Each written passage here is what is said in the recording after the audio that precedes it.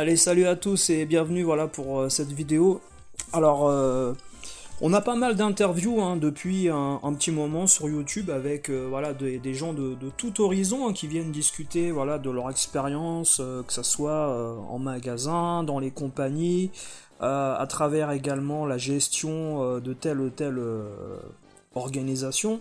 On a également des anciens voilà personnages qui viennent du milieu de la hotline de Sega, de Nintendo également, rapporter des informations sur le SOS Nintendo et également la conception d'anciennes consoles.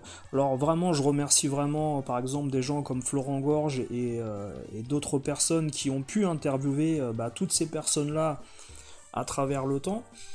Parce que ça permet justement à la communauté rétro de se cultiver, d'apprendre énormément de choses. Il y a également Retropolo qui fait des bonnes interviews avec voilà, des personnes qui apparaissent parfois de nulle part. Je suis tombé récemment, voilà, moi je vous dis, je suis tombé récemment sur les interviews d'anciens maîtres Sega. Alors c'est-à-dire que par exemple, voilà, vous avez une interview qui avait popé à l'époque du côté du site Megafort, vraiment honnête au niveau de l'échange, il y a des bonnes questions, c'est pertinent, il y a des infos qui viennent spontanément, il n'y a pas de surenchère dans les choses. Et puis récemment, voilà, moi je suis tombé également sur l'interview de Maître Sega. D'un maître Sega, parce qu'ils sont une vingtaine, voire à un moment donné peut-être une trentaine, on ne sait pas trop, suivant l'évolution, parce que des gens ont été remplacés, donc peut-être à un moment donné il y en avait 25 en tout, mais ces gens-là ont évidemment été remplacés, ont été interchangés durant les années, donc il y en a certainement beaucoup plus qu'une vingtaine. Ce que je veux dire par là, c'est que bon, moi j'ai écouté l'interview de façon, comment dire, intéressée, parce que bien sûr j'ai envie d'apprendre des choses. Alors il y a des choses qui sont tout à fait pertinentes dans ce que raconte ce maître Sega. Qui a travaillé apparemment depuis 91 jusqu'à une certaine période qui reste un peu floue. Moi, ce qui m'a dérangé, c'est parfois la surenchère et la prise d'opposition d'une personne qui était simplement à la hotline et qui apparemment avait des infos stratégiques, économiques avec la direction de Sega de façon intime. Et qui se présente comme une personne qui avait des liens très forts avec la direction alors qu'il répondait simplement à des enfants à la hotline de Sega pour les aider à terminer Shinobi ou alors Moonwalker. Bon, moi je veux bien, mais quand vous écoutez l'interview, il y a beaucoup de choses qu'on peut retrouver également dans les informations au niveau de YouTube, Wikipédia, les réseaux sociaux et différentes interviews qu'il y a eu dans le passé. Et puis, ce que je veux dire également, c'est qu'il y a des choses qui sont incohérentes et malheureusement fausses quand vous vérifiez les faits. Je vais essayer de vous partager des petits moments de l'interview. Il y a pas mal de choses. Franchement, je veux pas forcément remettre en cause, bien sûr, le travail de la personne chez Sega à une période. Je vais certainement travailler à la hotline de Sega, je remets pas ça en cause.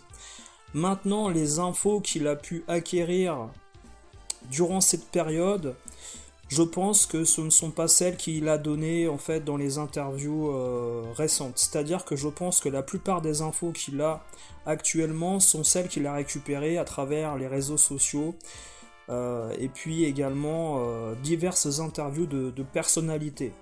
D'ailleurs, le documentaire vidéo et le livre Console Wars partie 1 et 2, un documentaire je crois qui était sorti du côté Netflix en visio que vous pouviez regarder. La version longue dure 3 heures, il y a une version plus courte qui est condensée sur YouTube que vous pouvez trouver qui dure 1 heure et demie. On apprend tout sur l'histoire de Sega avec Tom Kalinske, président de Sega America, qui a révolutionné le marché aux États-Unis de la Genesis, parce qu'elle était en perte de vitesse au Japon, cette console. Et en Europe également, voilà, on a une direction qui s'établit à un moment donné où en effet Virgin et Sega en fait vont distribuer une partie des jeux pour la console. Pas tous les jeux, c'est-à-dire que vous avez encore des compagnies comme Konami, comme Namco, comme Taito, comme il y a peut-être pas forcément beaucoup de Capcom, il y en a quelques-uns, voilà, comme Street Fighter 2, vous le savez, Acclaim et puis d'autres compagnies, voilà. Certaines sont toujours fabriquées au Japon et arrivent en France sur le marché, et d'autres sont bien sûr distribués par Virgin. Alors il y a des jeux comme Another World, Xenon 2, Cool Spot, le livre de la jungle, Aladdin, tout ça c'est Virgin, il n'y a pas de problème. Vous verrez que dans les informations que donne la personne dans l'interview, il y a beaucoup de chiffres qui sont à remettre en cause. Et puis là, pour ma part également, il y a un petit tacle du côté de Cyril Drevet. Je pense que c'est pas tout à fait légitime en fait de la part d'une personne qui a bossé à la Hotline de remettre en cause le travail d'une personne qui a bossé énormément dans les médias et dans la presse écrite spécialisée du jeu vidéo. Sachant que, bon, même si, évidemment, il a été aidé de nombreuses façons, Cyril Drevet, pour atteindre le milieu de la télé, je pense que le fait qu'il soit resté et qu'il ait plu et marqué les gens, c'est quand même une marque de respect qu'il faudrait un peu plus avoir envers cette personne qui a contribué à l'histoire du jeu vidéo dans les médias, comme d'ailleurs AHL et Douglas Alves et d'autres personnes qui l'ont fait durant les mêmes périodes. Alors même si voilà, ça arrive aux gens de se tromper sur les dates, de se tromper également sur les sorties de jeux, etc. J'ai trouvé l'interview par Retropolo assez intéressante parce qu'il y a énormément de questions qui remettent en doute en fait les compétences de ce maître Sega, malgré tout. Alors, je trouve également que le fait que lui-même, ce maître Sega, se trompe dans les dates alors qu'il a soi-disant travaillé à certaines périodes, se trompe dans les prix des jeux, se trompe dans les chiffres également de vente, j'ai des sérieux doutes par rapport au fait qu'il ait travaillé sur une longue période et de façon intime avec des gens du marketing. Je pense qu'il y a plus un côté pigiste chez Megaforce qui ressort à un moment donné. Et il y a un côté également où justement il est passionné de Sega, mais comme toute personne bien sûr qui est fan de Sega, il s'approprie en fait une histoire et puis également une période stratégique de Sega où en 95 en effet il y a un problème avec la Saturn. Où voilà, on essaye un peu de refaire l'histoire par rapport à qui avait raison par rapport à la chute de Sega annoncée, etc. Jusqu'à l'arrivée de la Dreamcast. Le fait qu'en effet on vende des consoles à perte. Je vais vous montrer des chiffres, je vais vous montrer également des revenus par rapport au contrat avec Virgin, etc. Et puis on va en discuter voilà, calmement et vous me direz ce que vous en pensez. Alors on va commencer le petit débat avec vous à partir du moment où par exemple il discute de la Game Gear et du prix de sortie de la Game Gear de la part d'une personne qui a soi-disant travaillé voilà, de façon proche avec Sega. Je vous mets juste en fond d'écran voilà, une publicité de sortie de la Game Gear en 91. On est dans le Megaforce numéro 1 où on vous annonce de l'autre côté l'arrivée du Megaforce 2 en septembre 91. Là on est en été, fin d'été, Et les magasins, voilà, qui n'ont pas encore reçu cette Game Gear, disent bien, voilà, contactez-nous. Et puis, on voit le prix de la Game Gear, 990 francs. Qui n'ont pas l'image, donc la vidéo c'est Game Boy de point, sa véritable histoire. Et Nintendo, donc la Game Boy, elle est en noir et blanc certes, mais ils en vendent comme des petits pains. Hein. Et donc Sega reprend le produit maudit entre guillemets, parce que à cette époque-là, c'est trop cher, c'est pas concurrentiel. Je reviens à l'histoire de prix. Hein. La Game Gear, elle est sortie à 1500 balles au départ. Moi, il me semblait que c'était 990, mais bon, sans jeu, la console à poil. Non, elle a été baissée. Hein. Ça devait être 1500 balles. Et c'est uniquement quand elle est vendue à 990 balles. Oui, la Game Boy sort à 590 balles. La Game Gear est vendue 1490 balles avec un jeu. Je crois 1290 sans jeu. Ok. Et en fait, c'est la galère. Hein. Elle se vend 10 fois moins. Et c'est uniquement quand on arrive à 990 balles que là, enfin, elle arrive à décoller. C'est effectivement là que je l'ai acheté. C'est à ce moment-là que je l'ai acheté. Et voilà. Tu confirmes par toi-même, tu vois, il n'y a pas besoin de chercher, de se raconter des histoires. Donc dès qu'on arrive aux 1000 balles, ça part. Et Nintendo l'avait senti comme ça. Hein. Ouais. Donc vous voyez que dans les publicités d'époque, Micromania, Shoot Again, tous les magasins obtiennent la Game Gear à 990 francs en France. Et Micromania offre une sacoche gratuite avec la console. Columns est déjà avec le pack de la Game Gear partout à 990 francs. La console ne s'est jamais vendue à 1500 francs ou même 1200 francs toute seule. Il y a toujours eu un pack. À ma connaissance, je n'ai jamais vu une Game Gear toute seule. Voilà. Donc déjà, on commence tout doucement, mais j'essaye de vous montrer que bon, il y a des choses discutables. Ah ouais, il fallait surtout pas le dire. Voilà, c'est ça. Bon, moi, en 91, il fallait pas que tu dises que tu jouais à la Mega Drive. Ah ouais, t'étais cramé. Non, mais nous, on s'en foutait, on le disait, mais c'est vrai qu'on passait vraiment pour des cons. Alors ça, c'est tout à fait relatif. Je pense que quel âge ils avaient en fait les jeunes dont ils parlent en 91 qui jouaient à la Mega Drive. Sincèrement, en 91, quand tu joues à la Mega Drive, on t'envie. On te prend pas pour un débile. Par contre, si tu joues à la NES, oui, c'est des jeux d'enfants entre guillemets. Maintenant, la Mega Drive, il faut savoir qu'en 91, elle coûte très très cher. C'est également un public beaucoup plus adulte vis-à-vis du prix également de la console. Je sais pas en fait si on te prenait pour un demeuré. Alors bien sûr, là je précise par rapport à la Mega Drive.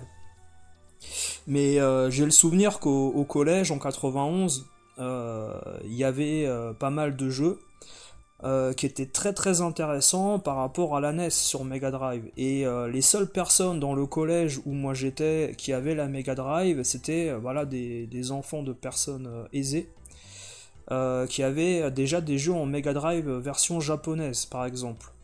Même si en France il y avait déjà la console européenne qui était là, ils continuaient d'acheter des jeux en import. Et nous qui avions un Atari ST ou un Commodore 64, un Amstrad CPC, on les enviait. Donc dire que en fait on prenait les gens pour des débiles en 91 quand ils jouaient aux consoles de jeux, c'est relatif.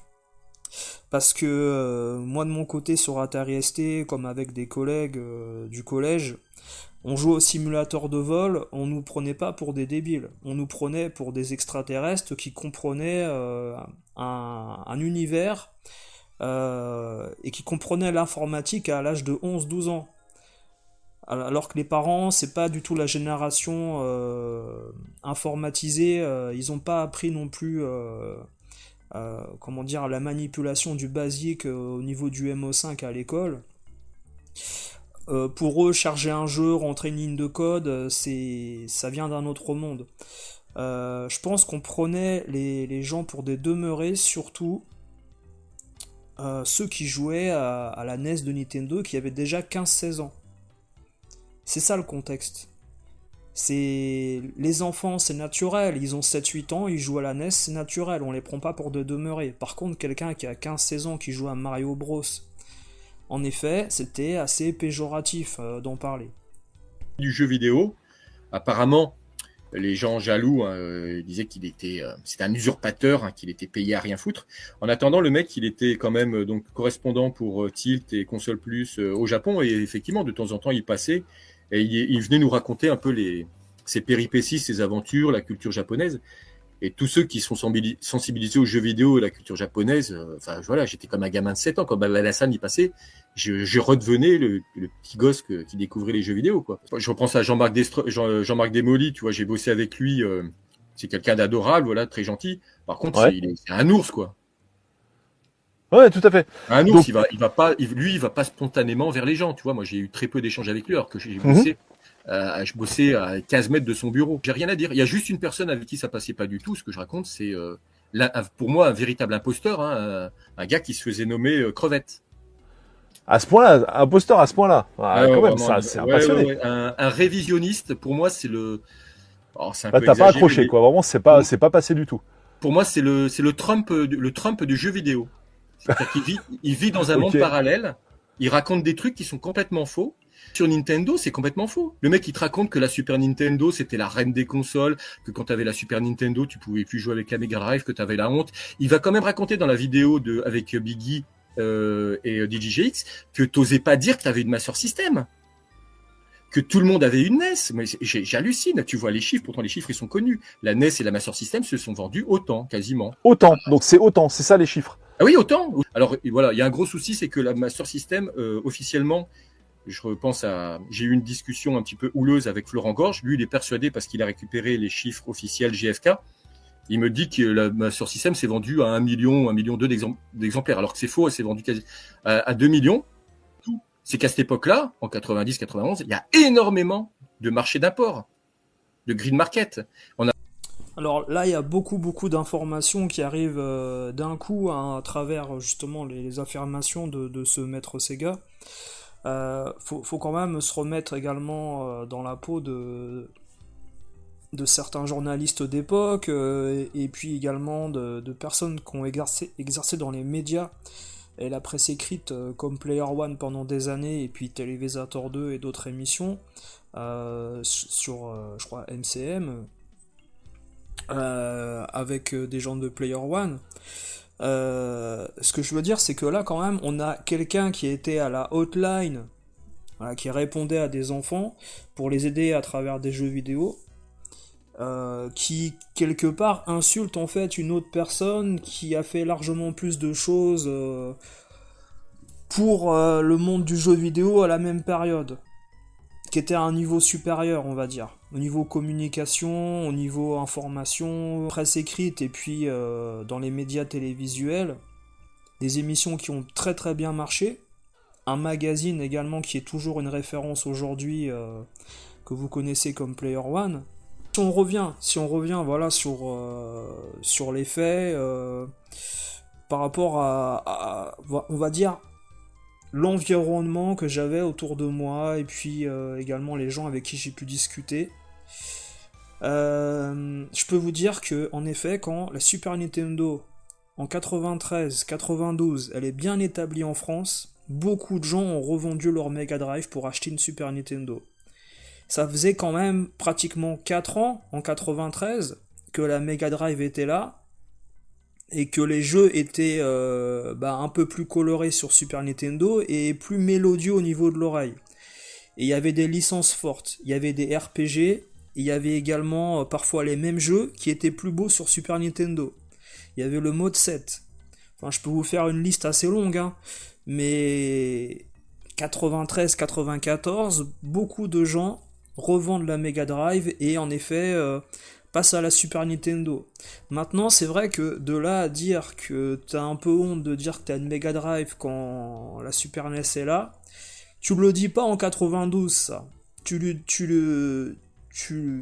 l'exprimes d'une autre manière en 93-94, en disant qu'en effet, les mêmes jeux sont plus beaux sur Super Nintendo.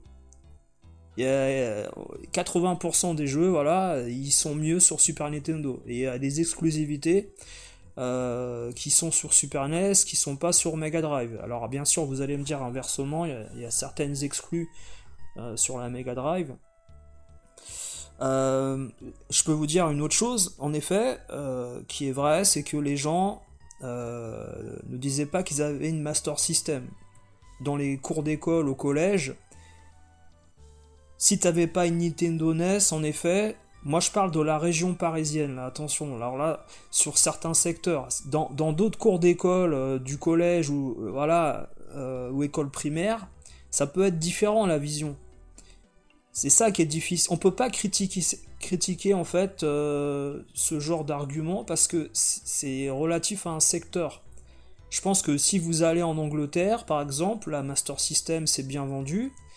Je pense que la question s'est pas forcément posée à certains endroits. En France, peut-être en province où il se vendait plus de Master System dans des supermarchés que des jouets clubs qui étaient pas partout pour la Nintendo NES. Où on avait très très souvent en fait la NES et Nintendo dans des rayons spécialisés. Si on trouvait pas la NES, on achetait la Master System et puis ces gens-là en effet trouvaient tout à fait sympa d'avoir cette console. Maintenant, je vous parle d'endroits où les deux consoles sont distribuées de manière égale. En effet, moi j'ai le souvenir que si tu avais une Master System, les gens s'en foutaient complètement. Parce que pour eux, c'était Zelda, Mario Bros, Castlevania, et puis tous ces autres jeux qu'il y avait également sur la NES.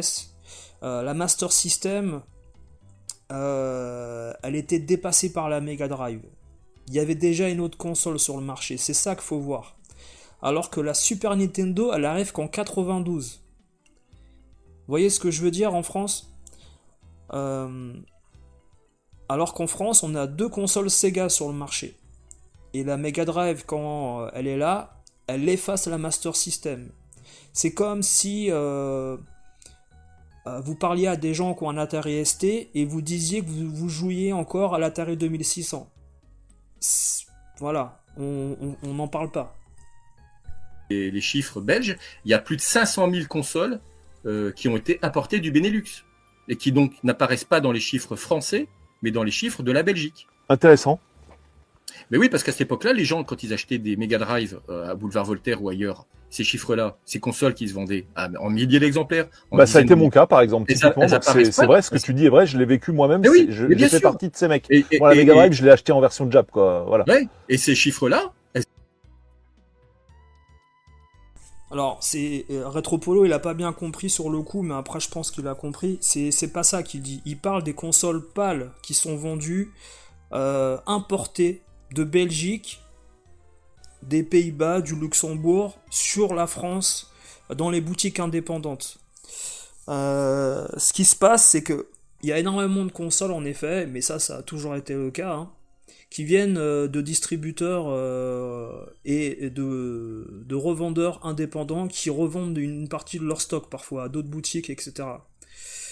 Des fournisseurs également qui travaillent indépendamment. Une fois qu'ils ont acheté des gros stocks, ils les revendent à des boutiques indées. Ça a toujours été le cas. Pendant des années, au niveau des jeux et des consoles, hein, dans les boutiques indées, sur Voltaire ou ailleurs, en France, hein, Ultima Games, Stock Games, ils ont tous fait ça. Ils ont des fournisseurs indépendants. Ce que je veux dire, c'est que les chiffres de vente autour de la Super Nintendo en France sont vérifiables par rapport en effet à des chiffres officiels de distribution.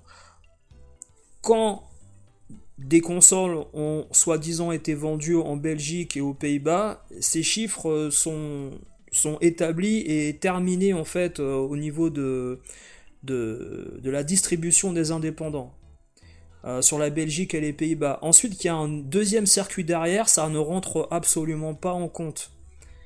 Si vous voyez ce que je veux dire. Il n'y a pas de retour d'invendus à Nintendo pour les consoles. Les consoles sont gardées. Et si jamais le magasin indépendant veut revendre une partie de son stock à un autre magasin, ça c'est une autre histoire. Non mais ça c'est clair, ouais, ça c'est nulle part.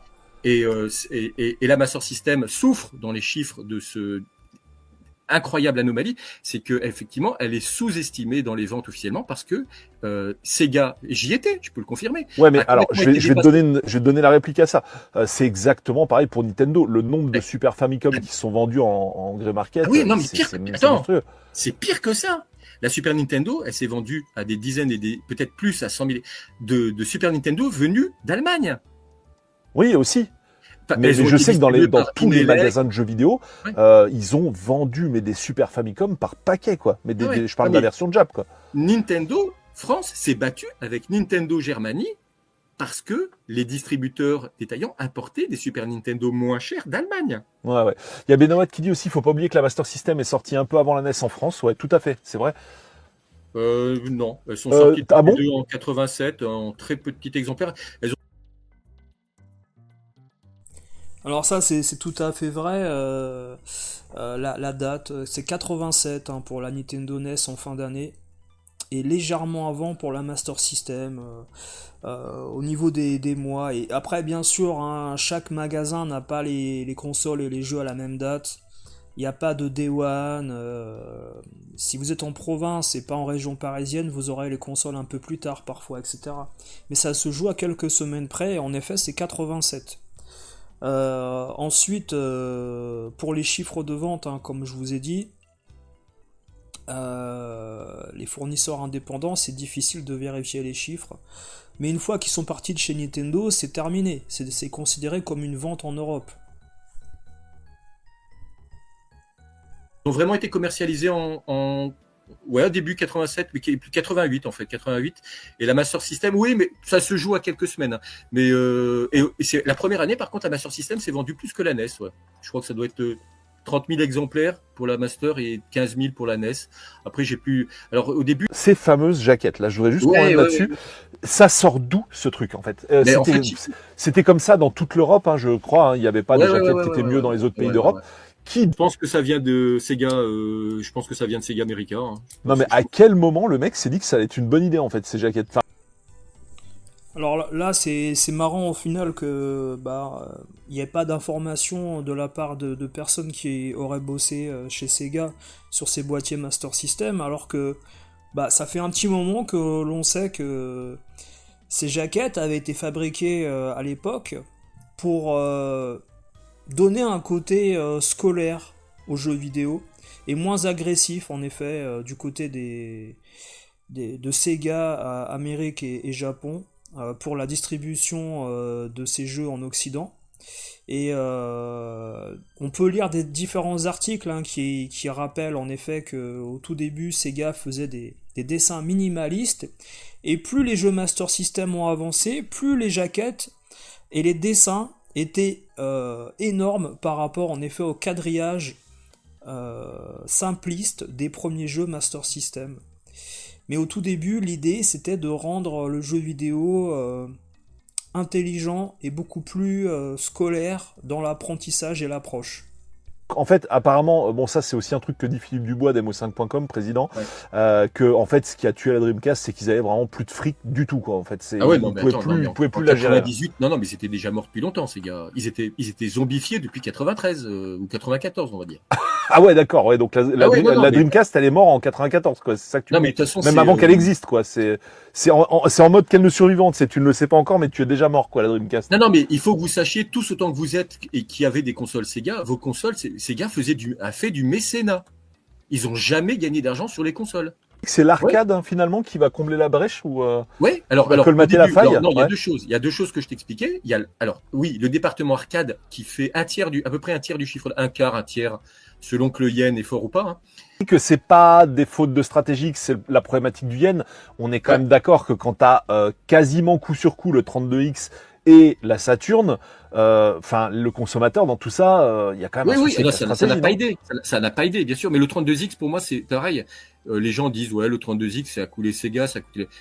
Mais personne n'a voulu que la 32X se vende. Personne. Moi je sais que personne, tout le monde savait que ça se vendrait pas. C'est juste ça a été une vitrine. Et moi je le redis. Les gens, même Paul Kalinske, le patron de Sega Europe, il dit c'est la 32X. Sega ils se sont éparpillés. Non, la 32X ils l'ont juste fait. Ils ont eu une petite frayeur quand la Jaguar est sortie aux États-Unis.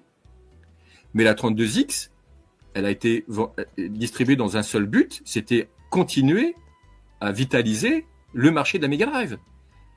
Les gens ont dit tout le temps le Mega CD est un échec, le 32X est un échec. Moi, je souris. Je dis, tu regardes le Mega CD quand il sort, les Mega Drive se vendent 2 fois plus. La 32X, quand elle sort, c'est l'année record de vente Mega Drive aux États-Unis, en Europe. Ah ouais. Donc toi, Bah, tu dis que ça a boosté les ventes de Mega Drive. Bah, bien sûr. Mais C'était il y en a eu. vitrines. Ah, C'était même pour les gens qui l'ont pas acheté, tu veux dire? Ouais, c'était une vitrine technologique. Le nombre de personnes, j'ai fait des démos à la Fnac, au Virgin, des salons, le nombre de personnes qui m'ont dit, ah putain, après, en achetant la Mega Drive, j'achète la Mega Drive, ah mais après je vais acheter le Mega CD, le 32X, mais ils l'auront jamais acheté parce que c'était trop cher. Mais ils savaient qu'ils pouvaient le booster. Alors là, c'est intéressant ce qu'il dit parce que malheureusement c'est faux. Je vous explique pourquoi. Le 32X, quand est-ce qu'il sort en France? Novembre 94. On a les chiffres de vente de la Mega Drive voilà, qui sont référencés. Alors là, on parle. Je vous dis, ne mettez pas en compte les histoires de la Belgique, des Pays-Bas, avec l'import souterrain en Europe. Les chiffres de vente, voilà.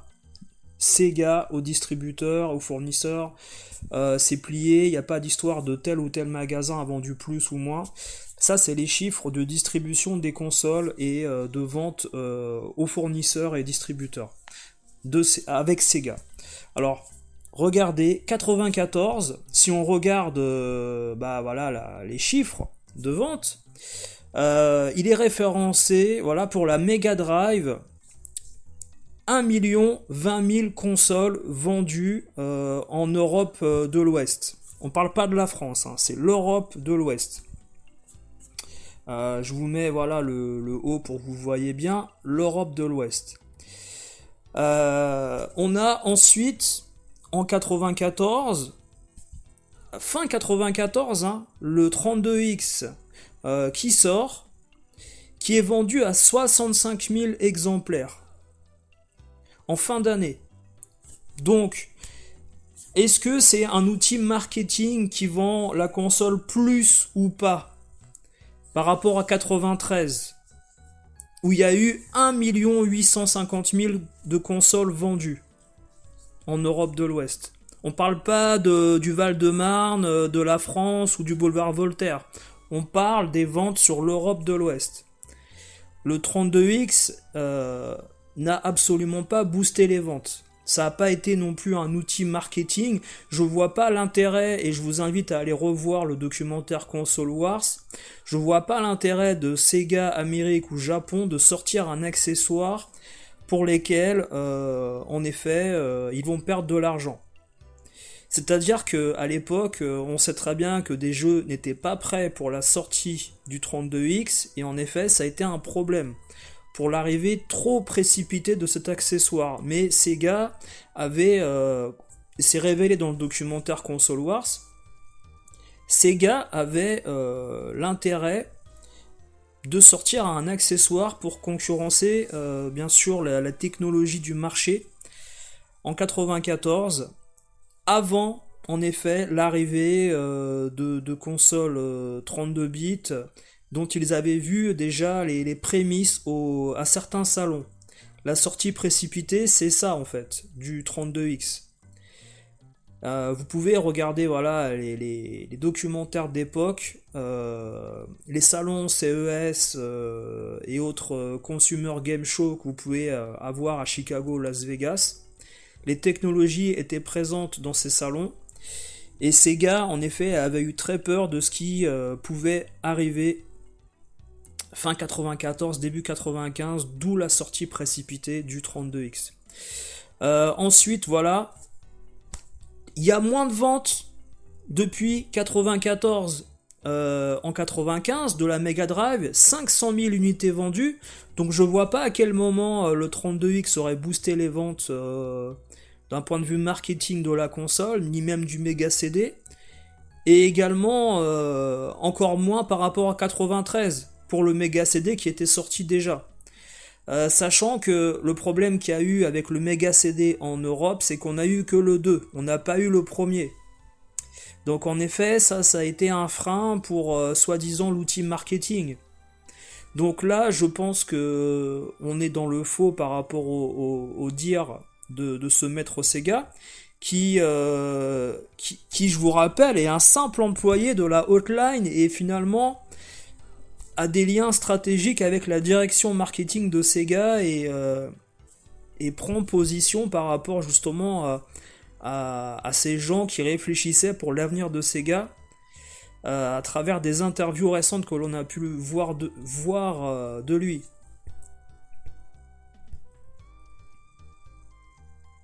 Mais oui, Mega mais le CD. 32X, c'est 660 000 exemplaires vendus dans le monde, je crois que Non, mais c'est un truc de fou. je crois qu'ils en ont vendu l'essentiel aux États-Unis.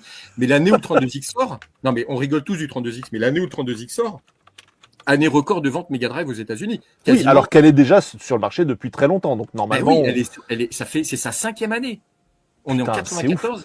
De manière significative. La plus grosse année de Sega dans le monde, en particulier grâce aux États-Unis, c'est en 94. En 94, 7 millions de ventes. La console est quasiment, elle est vendue à 15 ou 16 millions d'exemplaires. C'est 2 ou 3 millions de plus que la Super Nintendo, qui l'arrêtera après. Sega, ils sont les rois du monde aux États-Unis, hein. 15 millions d'exemplaires. Incroyable, hein. 15 millions d'exemplaires. Ils ont jamais vendu autant de consoles, jamais vendu autant de jeux. Mais par contre, depuis 1 an, ils creusent leur tombe. Parce que sur les jeux, ils ont moins de marge. Ouais. Les éditeurs tiers se barrent.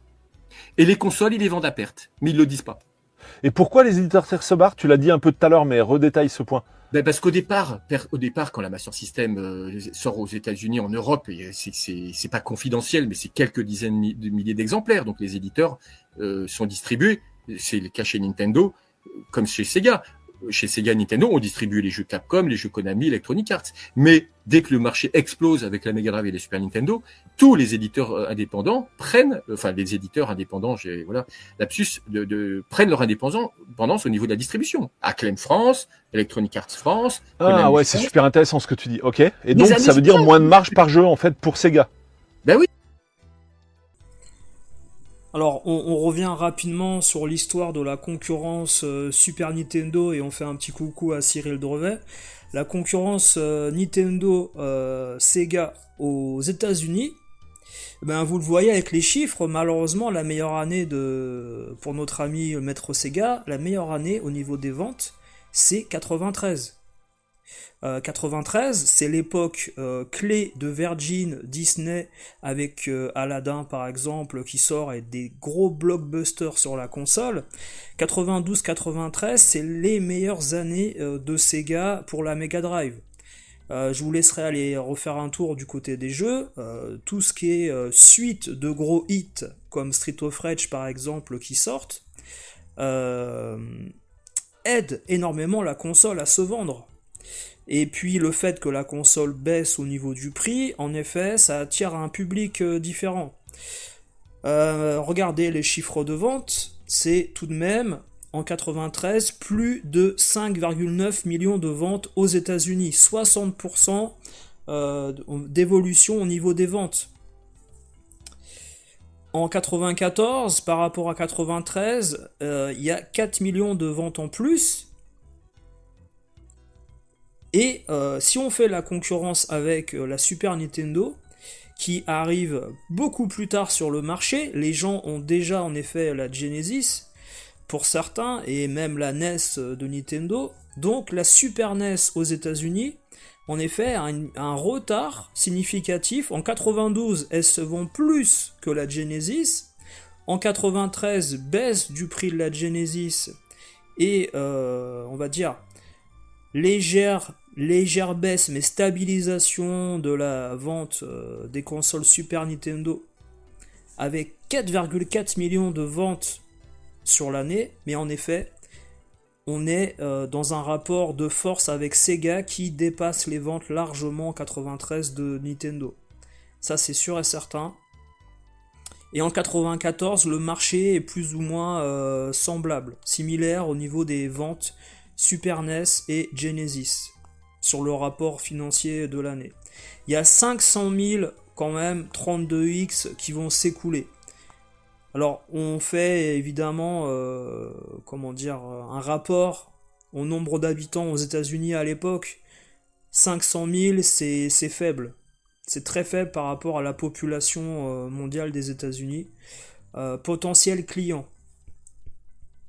Sachant qu'en Europe, par exemple, je vous donne un exemple, Sonic 2, la première année, s'est vendu à 1,7 million d'exemplaires. Sur la Mega Drive, simplement.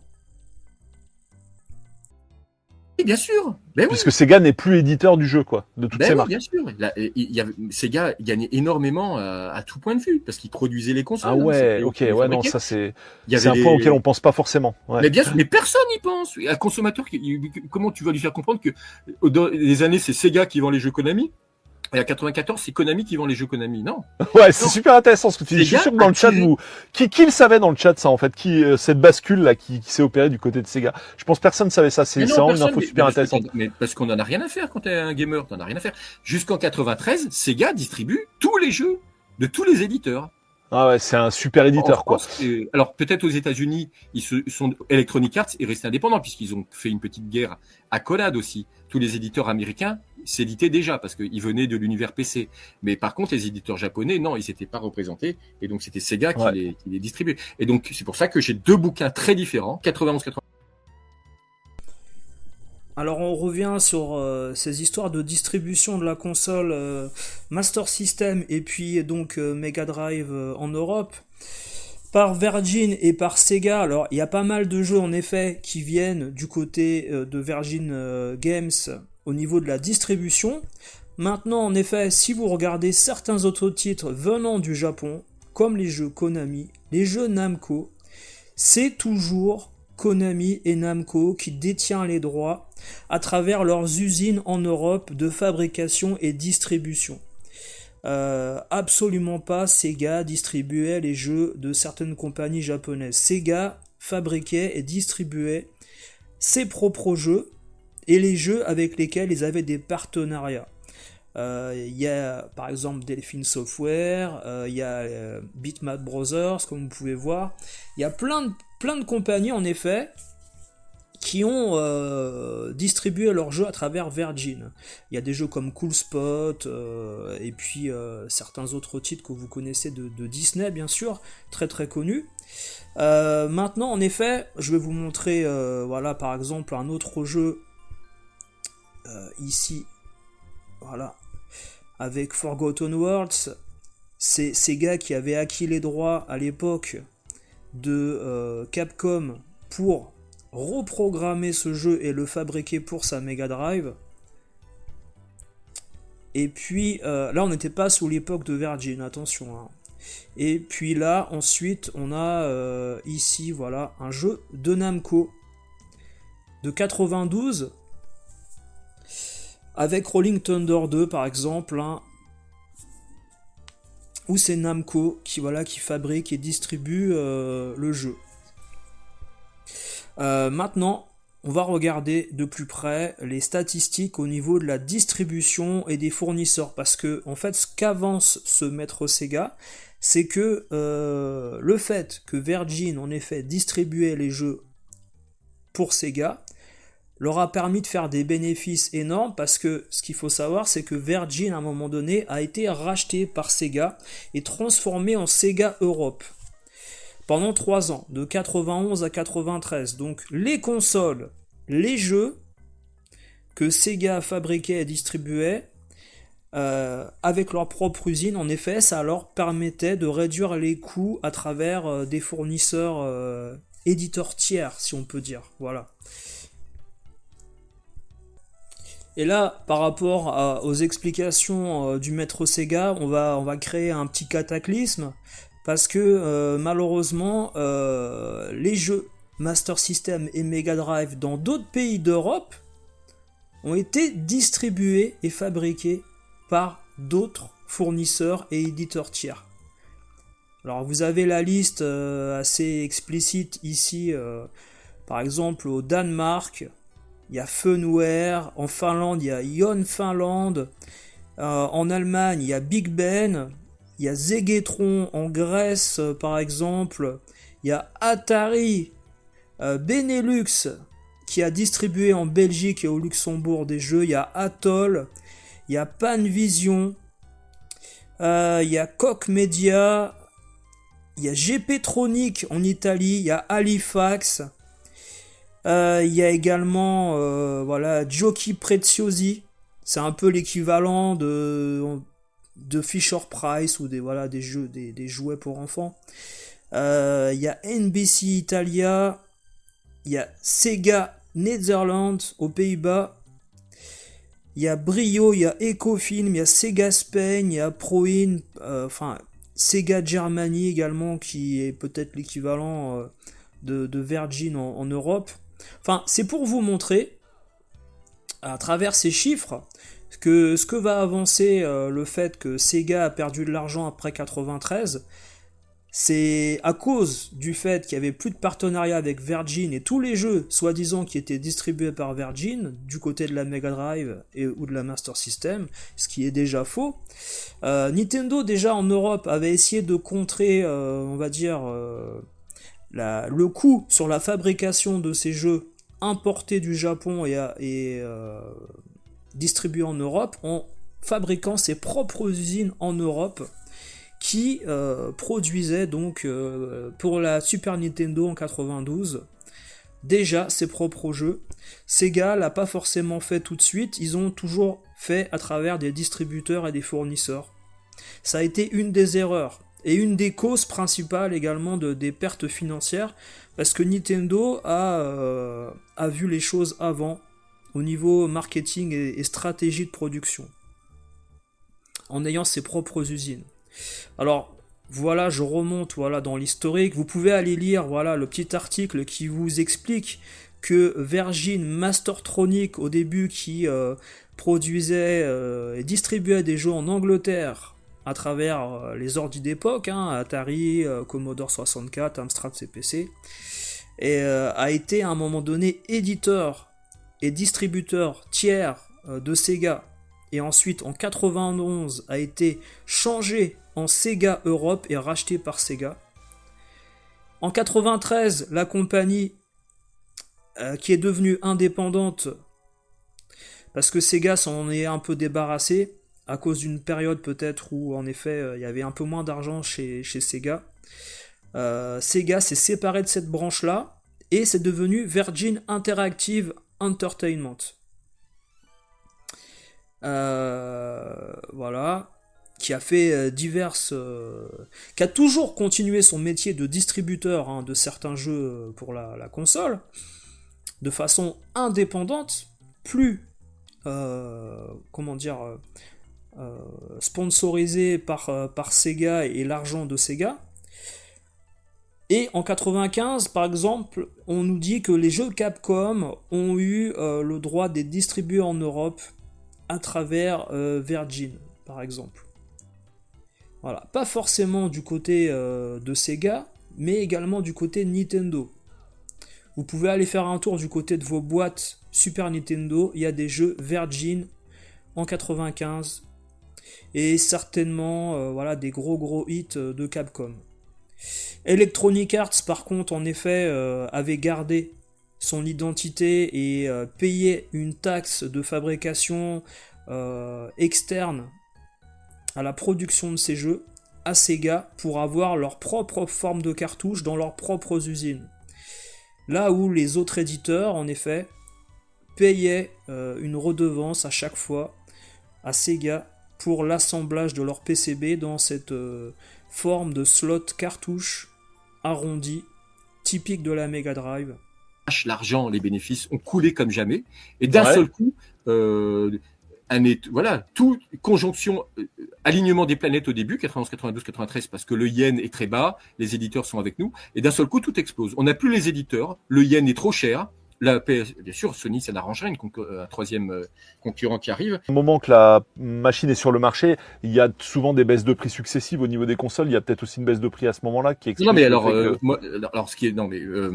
il n'est pas question pour un éditeur, un constructeur de vendre d'un seul coup, de remonter le prix. La Mega Drive a baissé, mais d'un seul coup, à partir de 93 ou 94, elle a 1000 balles, le prix ne descend plus. Et c'est le cas pour la Super Nintendo. 94, 95, 96, les prix des consoles ne baissent plus. Et pourquoi elles ne baissent plus ? Parce qu'elles sont vendues à perte. Mais ça, il faut pas le dire. Ouais. fausse croyance, hein, c'est-à-dire qu'en gros, voilà, tout le monde dit que c'est à cause de la stratégie matérielle de Sega que Sega s'est pété la gueule, et toi tu dis, bah en fait non, c'est juste il y a un problème avec le yen. Il y a des fantasmes qui circulent. Je pense qu'il y a des gens. Non, mais c'est intéressant, c'est super intéressant un peu ce debunk là, tu vois. Est-ce que tu vois d'autres fausses croyances de ce genre-là autour de Sega? Dans tous les domaines, oui, en fait. Alors, un autre point, oui, les gens, on raconte partout Régis Montrain. J'adore Régis Montrain. Il est passionné par Sega. Il laisse planer. Hein, j'ai vu des vidéos qu'il a fait notamment chez Fabrice, la Recallbox, hein, où il raconte les bisbilles entre Sega America et Sega Japon. Ah, voilà, c'est là que je voulais que tu reviennes. Ouais. Mais il est complètement à côté de la plaque. Je suis désolé de le dire comme ça, il est complètement à côté de la plaque. Hein. Bah ça, tout le monde en parle de ça. Il n'y a pas que lui. Hein. Tout le monde dit la guerre interne entre Sega, USA, Sega, Japon. Mais je m'arrache les cheveux, les gens, ils ont rien compris. Les gens n'ont jamais compris le monde de l'entreprise. Dans ce qu'on raconte dans les vidéos, Sega America et Sega Japon étaient en concurrence parce que, en réalité, ils étaient en concurrence. Sega America n'a jamais été en concurrence. C'est une filiale. C'est des employés. Mais il y avait quand même de la prise de décision. Alors premièrement, je reviens sur ça. Ça n'a jamais été Paul Kalinski, c'est Tom Kalinski. Déjà premièrement.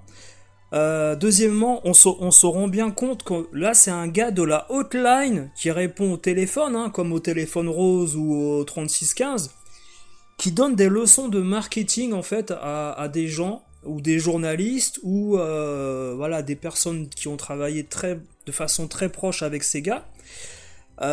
C'est quand même dingue parce que dans le documentaire Console Wars, on a le président de Sega America qui est en concurrence en effet avec le président de Sega Japon, où ils ne sont pas d'accord sur des stratégies marketing, et en effet Sega America au début est dépendant de Sega Japon au niveau de la distribution, mais il leur laisse carte blanche. Ils ne sont pas en concurrence, ça je l'accorde, mais ça en effet, Régis Montrain l'a pas forcément bien mis en valeur à un moment donné. Le bouquin est dans Console Wars, ils expliquent bien que en effet, il y avait des divergences d'opinion sur les stratégies marketing, le Mega CD, le 32X, Sonic également, l'apparence de Sonic au tout début, avant qu'il sorte, où le design n'était pas celui fait en effet pour des enfants, forcément au niveau plaisir de jeu, plaisir visuel. Ils ont dû redessiner la mascotte sous les conseils en effet de Sega America. Il y a eu également des jeux qui ont été produits pour les États-Unis, alors que en effet, vendre Fatman, vendre aux États-Unis, c'était pas ou Altered Beast, c'était pas forcément le public. Et dans Console Wars, on le dit encore, c'est le président de Sega Amérique qui le dit. C'est pas un gars de la hotline de Maître Sega en France qui le dit. Je n'arrive pas à comprendre en fait qu'on remette en cause en fait les paroles et les dires de ces dirigeants d'époque dans des interviews où parfois des gens s'approprient, comme je vous l'ai dit, l'histoire de Sega, alors que des journalistes ont travaillé, comme Régis Montrain, des gens des médias et de la presse écrite, et puis également des dirigeants de Sega vous ont dit le contraire. On sait également qu'aux États-Unis, il y a eu des clashs, voilà, par rapport à la commercialisation de certains produits. Dont à partir de 93, 94 en effet, où c'était très très chaud entre les deux grandes compagnies, Sega Japon et Sega Amérique. Et puis Sega Amérique a dû également créer sa propre ligne de distribution pour la Genesis vis-à-vis des jeux en fait pour le public américain. Et ça, c'était plus une question de carte blanche laissée à Sega Amérique. Il n'y avait pas forcément de divergence d'opinion, mais quand vous savez les conditions de réunion entre les deux présidents lors des meetings, c'était très très chaud. Et on en parle encore une fois dans des documentaires où les gens claquent la porte, jettent des chaises et puis sont pas du tout satisfaits en effet de la mentalité des Américains et de l'Occident par rapport à ce que le Japon voulait faire avec la Mega Drive. Get rid of the rock band, and you gotta get rid of Madonna. We said, of course, no, we can't use the name Madonna for this. But there were some other tweaks to the way he looked, just to go and round off his edges. The folks in Japan didn't like that because it was their creation and didn't want anyone to touch. It went all the way up inside of the Japan culture to Nakayama, and he eventually said, no, do what the US wants done. 6 months later, I'm at Sega Japan and walk over to a screen, and here's this guy Sonic. Never seen a video game move that fast. One of my strengths is coming up with unique strategies that either make companies successful and either work or don't. And it seemed to me that Nintendo was selling games designed for a very young audience. So I saw an opportunity to go after the teenage and college audience. And let's leave Nintendo with the kids. Yes. And Nakayama-san sitting in the center. I'm not one to just go into a business where I think I'm going to be second place. I had studied the market and had a strategy for what I thought we needed to do. First, I wanted to do more American licenses from TV shows and movies in the United States. Because Japan didn't understand those licenses, and I didn't think the development could occur in Japan. Then I said, we've got to lower the price of Genesis. We wanted to make it very competitive against Nintendo. And I wanted us to take on Mario. And so I wanted our best character to be included with the hardware. Nakayama's face turned very white and he said, "What? Crazy? That's our..." There was this jealousy that was developing between Sega Japan and Sega of America.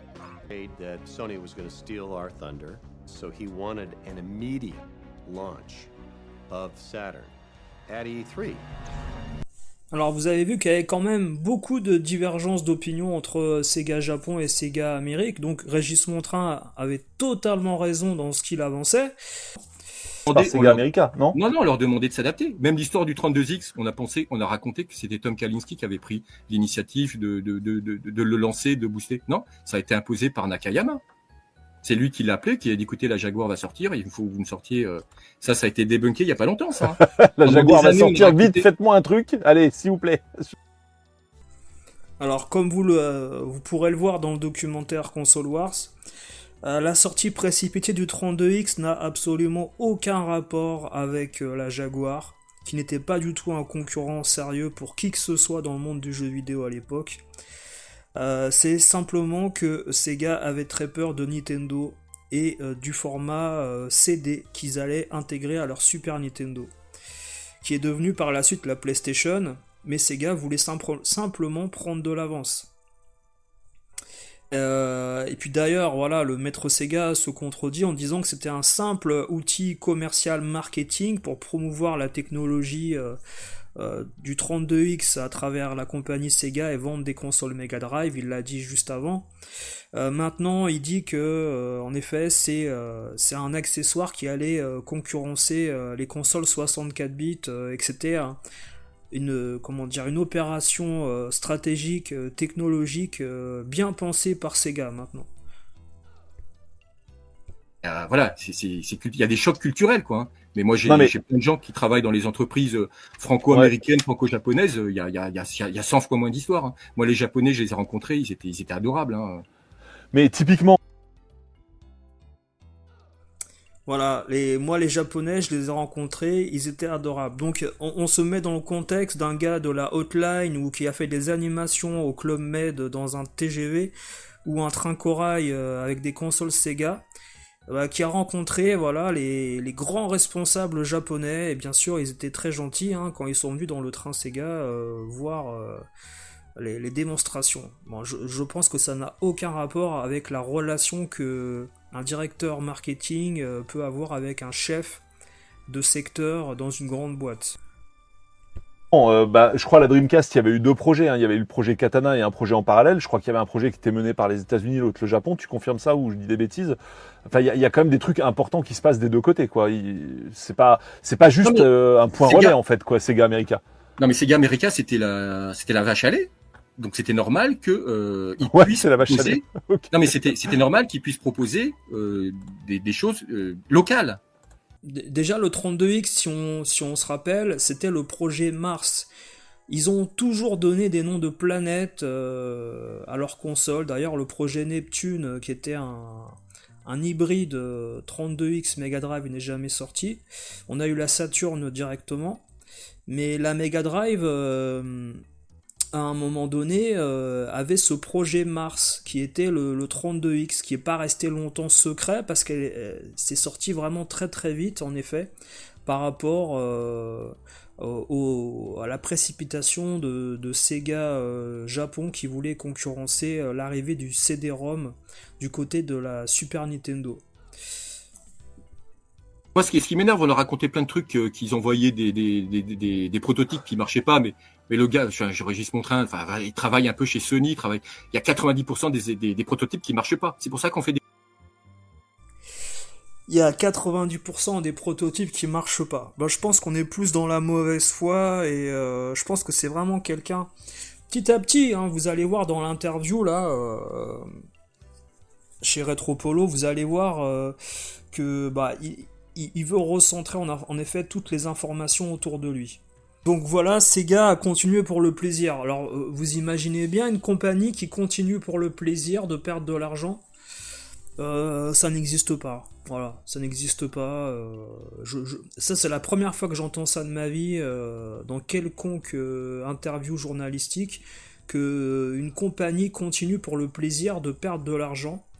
Alors je croyais en plus que soi-disant Sega fabriquait ses propres consoles et ses propres jeux à travers Virgin dans l'histoire.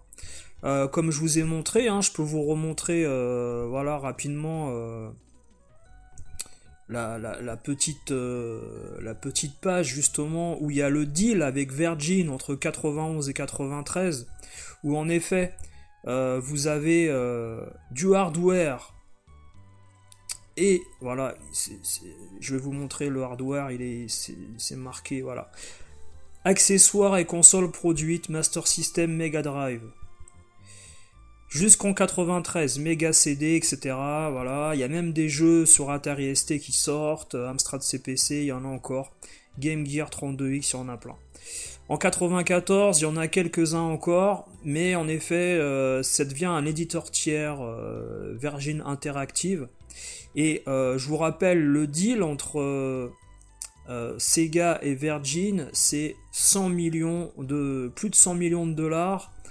Là, c'est des livres en fait, hein, 100 millions de livres pour l'accord de rachat de Virgin. Donc déjà, Sega avait des problèmes financiers et a dû revendre Virgin. Quand on dit prix coûtant, c'est uniquement le prix de production. Hein. Donc il faut encore payer toute la logistique derrière.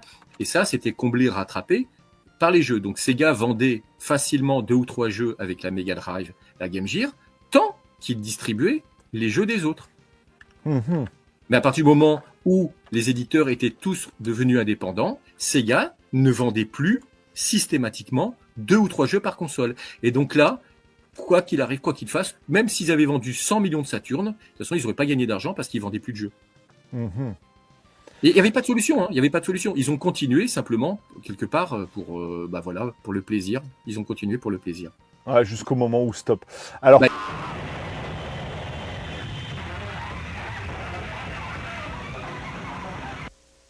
Said he was going to be right back.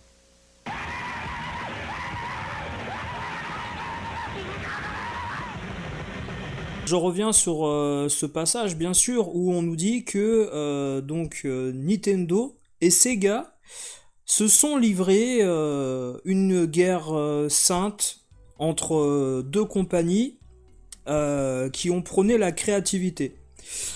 Bon, je rappelle juste que ça commence très très mal pour Sega, qui est interdit de vendre dans les magasins de jouets aux États-Unis leur console Master System. Nintendo a la propriété, voilà, de ces magasins type également Jouet Club en France et puis dans les chaînes américaines. La Master System arrive très très tard du côté des États-Unis dans les grandes surfaces.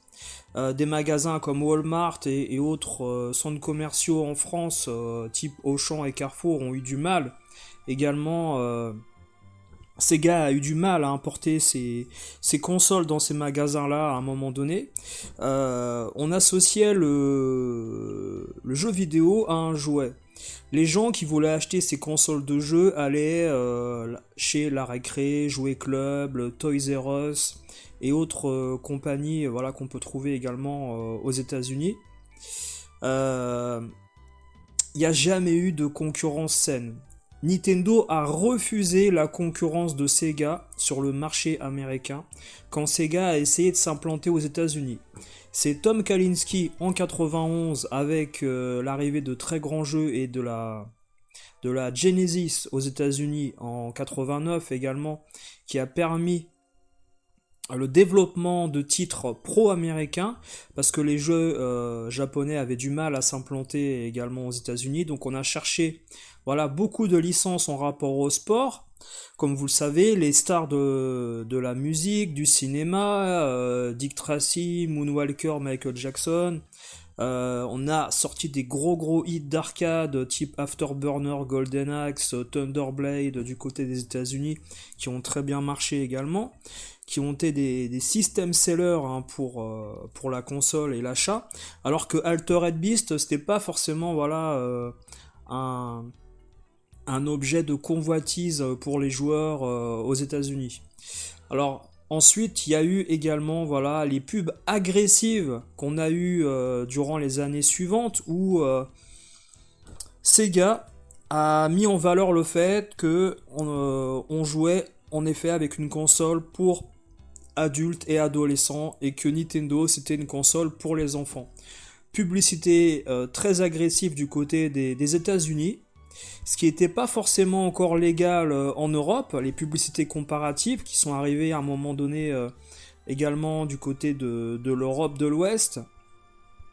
Au Japon, c'était pas quelque chose également de très démocratisé. Voilà, si je vous rappelle, ces publicités Sega avec justement la possibilité de voir à travers des vidéos, des jeux, de l'action et également énormément de stars américaines à l'écran. La Genesis fait ce que Nintendo ne peut pas faire. C'est une publicité qui marque l'empreinte de Sega sur le marché américain.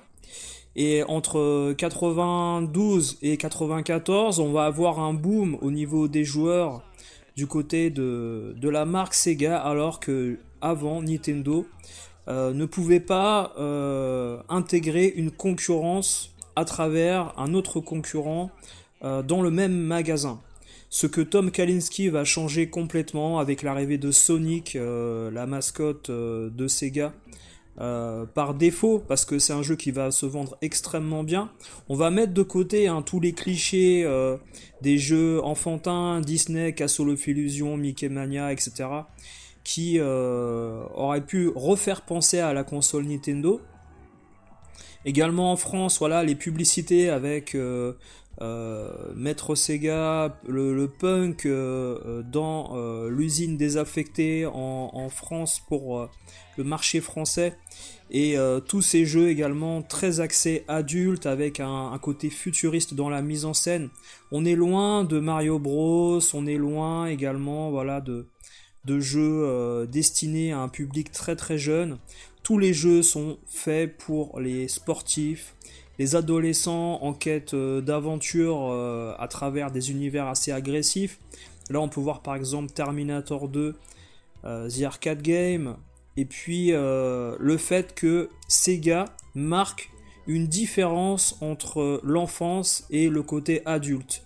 Ce qui est totalement impossible du côté de Nintendo, qui a pour référence évidemment des jeux basés sur un esprit très jeune, très simple, sans aucune agressivité. On prend exemple bien sûr voilà Mortal Kombat en 93 qui fait un peu scandale. Parce que tout simplement, le sang est une révolution un peu dans les jeux de combat sur les consoles 16 bits, même si SNK et la Neo Geo l'ont fait sur les salles d'arcade et le système AES. Ces consoles familiales n'avaient pas encore intégré des jeux extrêmement démonstratifs au niveau visuel, avec décapitation et autres outils de guerre, comme des armes blanches. Je crois que même Samurai Spirit, qui arrive en 93 sur Super Famicom, c'est un des jeux qui marque une empreinte différente de ce qui a été fait auparavant avec Street Fighter 2 sur la console et Capcom, avec un côté arme blanche plus qu'explicite, voilà, à l'image. Et Sega va avoir, on va dire, le culot de mettre en effet des fatalities, du sang et autres séquences beaucoup plus sanguinolentes dans son jeu que Nintendo le fera. Bien sûr, ça c'est un exemple de publicité comparative qui ensuite va déboucher sur des jeux complètement différents sur les deux consoles. Nintendo va vouloir garder son côté enfantin. Malheureusement, les titres à la sortie sont pas forcément exceptionnels pour le public américain et les joueurs continuent de rester du côté de chez Sega. Mais on met en valeur le fait que maintenant vous jouez avec de la puissance. Ces publicités justement où on met pas forcément en valeur la qualité des jeux, mais la puissance de la console, qui avec son mode 7, qui avec d'autres accessoires qui vont arriver du côté de cette console, on va pouvoir jouer à des jeux qui n'existent pas du côté de la Mega Drive, qui pour les gens de chez Nintendo reste inférieurs.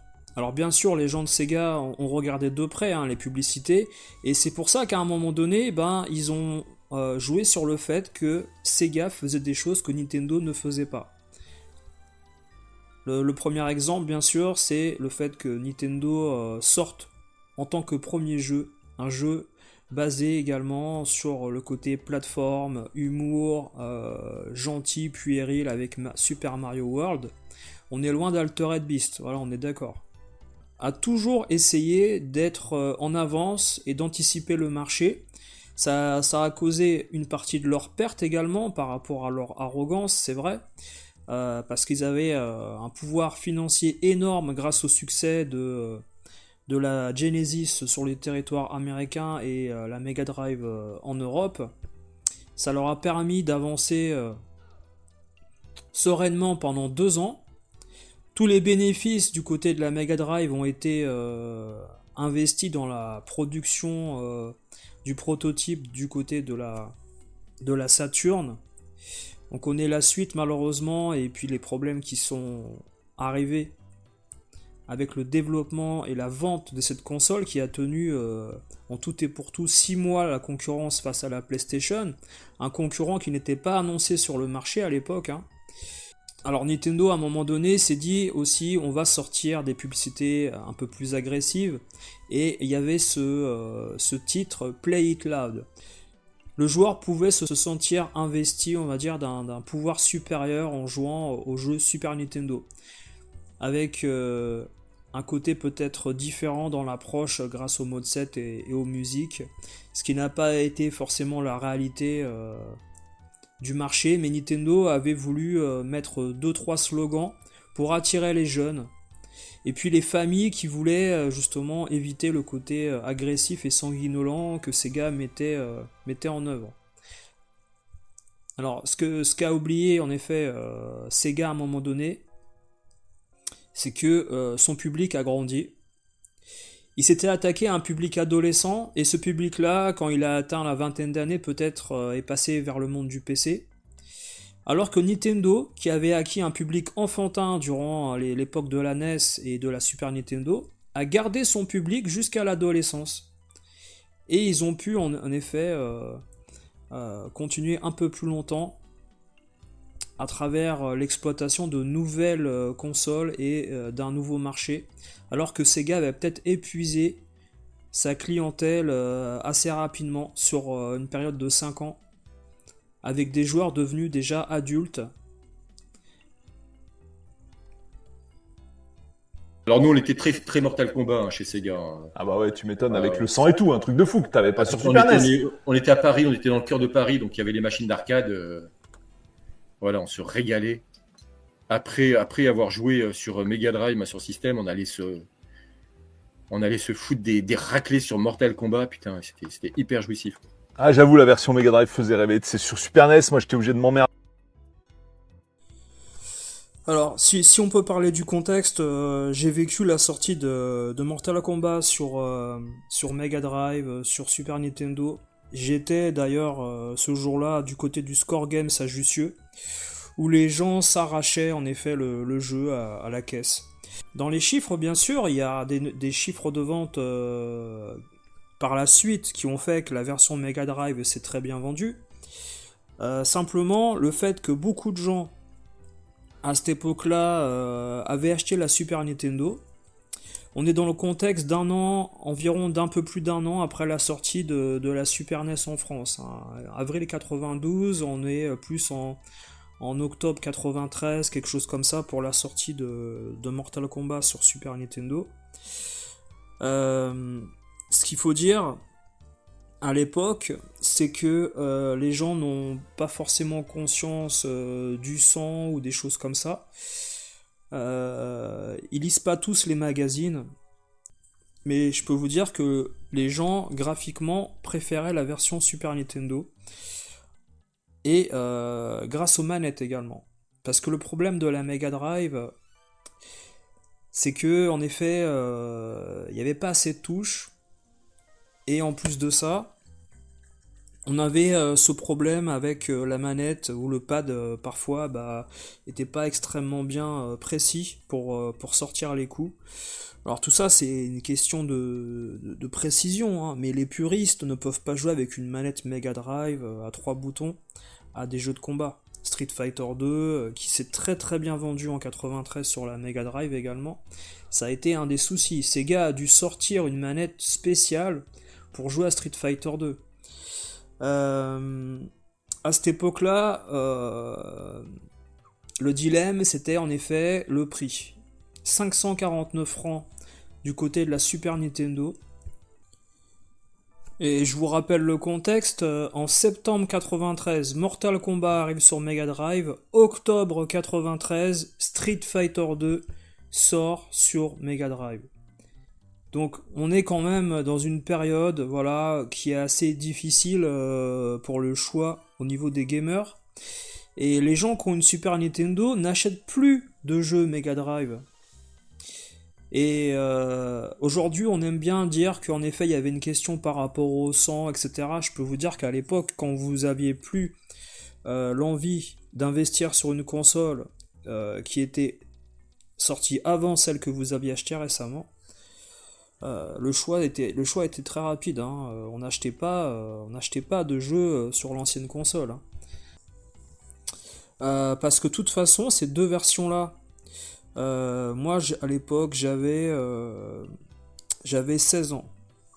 À l'époque ce jeu là, quand tu y as joué sur arcade et que tu le vois sur Mega Drive, tu te dis il est dégueulasse le jeu. Je suis désolé mais le jeu était dégueulasse sur Mega Drive.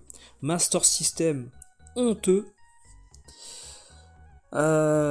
Et sur Super Nintendo, il était un peu plus lissé. Maintenant, en effet, il n'y a pas parfois toutes les fatalités, mais bon. Le fait que beaucoup de joueurs sur le parc de consoles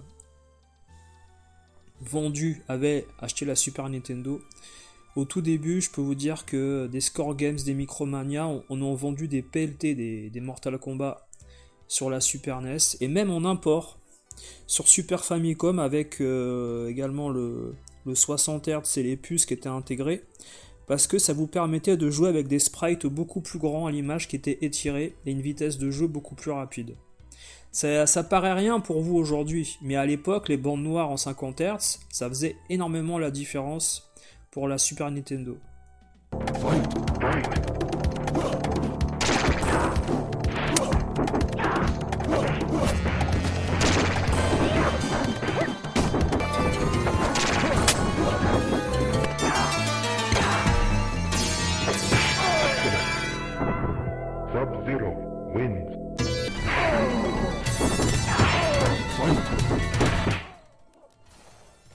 Voilà, je pense que vous savez pourquoi également les joueurs préféraient la version Super Nintendo.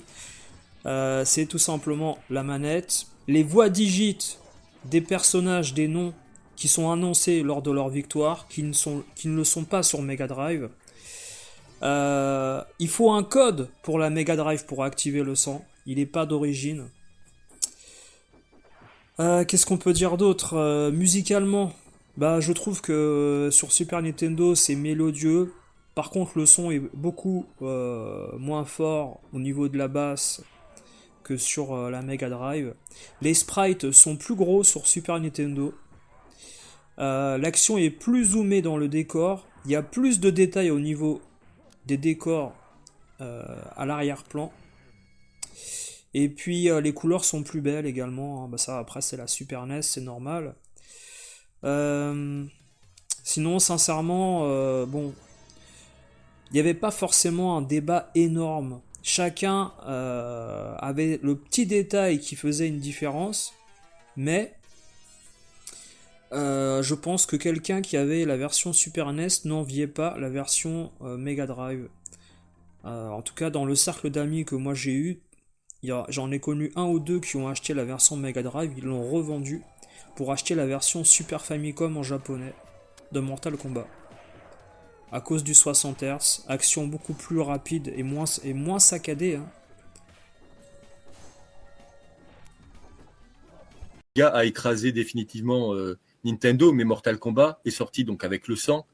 Et Nintendo s'est pris mais une raclée, quoi. Autant tout le monde sait que la Super Nintendo s'est vendue incroyablement avec Street Fighter 2, mais quand Mortal Kombat est sorti avec le vert là, tout le monde, il y a un nombre incalculable de joueurs qui ont acheté la Genesis avec la version sanglante. Hein. C'est inimaginable. Hein. Ah oui, non mais oui, c'était stratégique à l'époque. Ouais. Mortal Kombat 1 et Mortal Kombat 2 font partie des 10 meilleures ventes Sega de tous les temps. Hein. C'est intéressant ça. Alors que Street Fighter 2 n'est pas dedans. Hein. Ok. T'as Sonic 1, Sonic 2, Sonic 3, Aladdin, et après t'as Mortal Kombat. Ok, avant Street quoi. Non mais vraiment intéressant. Ouais, bien sûr. Ouais. Alors autre anecdote. Si, le Street of Rage 2, il y a Street of Rage 2 aussi. Ouais, mais bien sûr. Ouais. Alors allons-y, chiffres de vente à l'appui. Donc on a par exemple ici un top 10 mondial des ventes. Mortal Kombat 3 en effet, qui s'est vendu à 4,33 millions d'exemplaires dans le monde, sorti donc en septembre 93. On a également la version Super Nintendo qui s'est vendue autour de 1 500 000 exemplaires, donc oui, la version Mega Drive s'est mieux vendue. Il y a une différence énorme au niveau des chiffres. La version Master System également de Mortal Kombat, c'est extrêmement bien vendu. C'est étonnant, hein, bien sûr, hein, mais je vous mettrai également les chiffres à l'appui.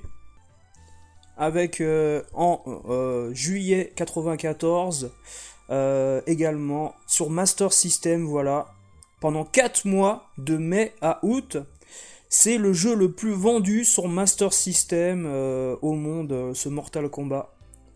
C'est assez étonnant d'ailleurs, il y a des versions Game Boy également qui vont très très bien se vendre. En fait, ce jeu est vraiment un system seller pour toutes les consoles qui soient.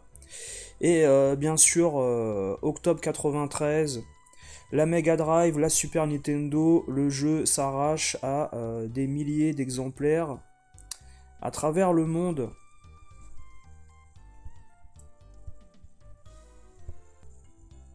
Alors ensuite on revient sur cette statistique que nous donne ce maître Sega, bah, malheureusement qui est complètement fausse, parce que Street Fighter 2 sur Mega Drive c'est extrêmement bien vendu en 93, bah, tout simplement parce que l'arrivée sur cette console de ce titre là, qui était très demandé par les fans, a été le cas d'un raz-de-marée au niveau des ventes. Et on a eu également un pack qui a été fait pour la Mega Drive avec Street Fighter 2. Voilà ce pack que vous pouvez retrouver assez facilement. Il y a eu énormément de consoles et de jeux vendus à travers ce fameux pack Mega Drive à l'époque.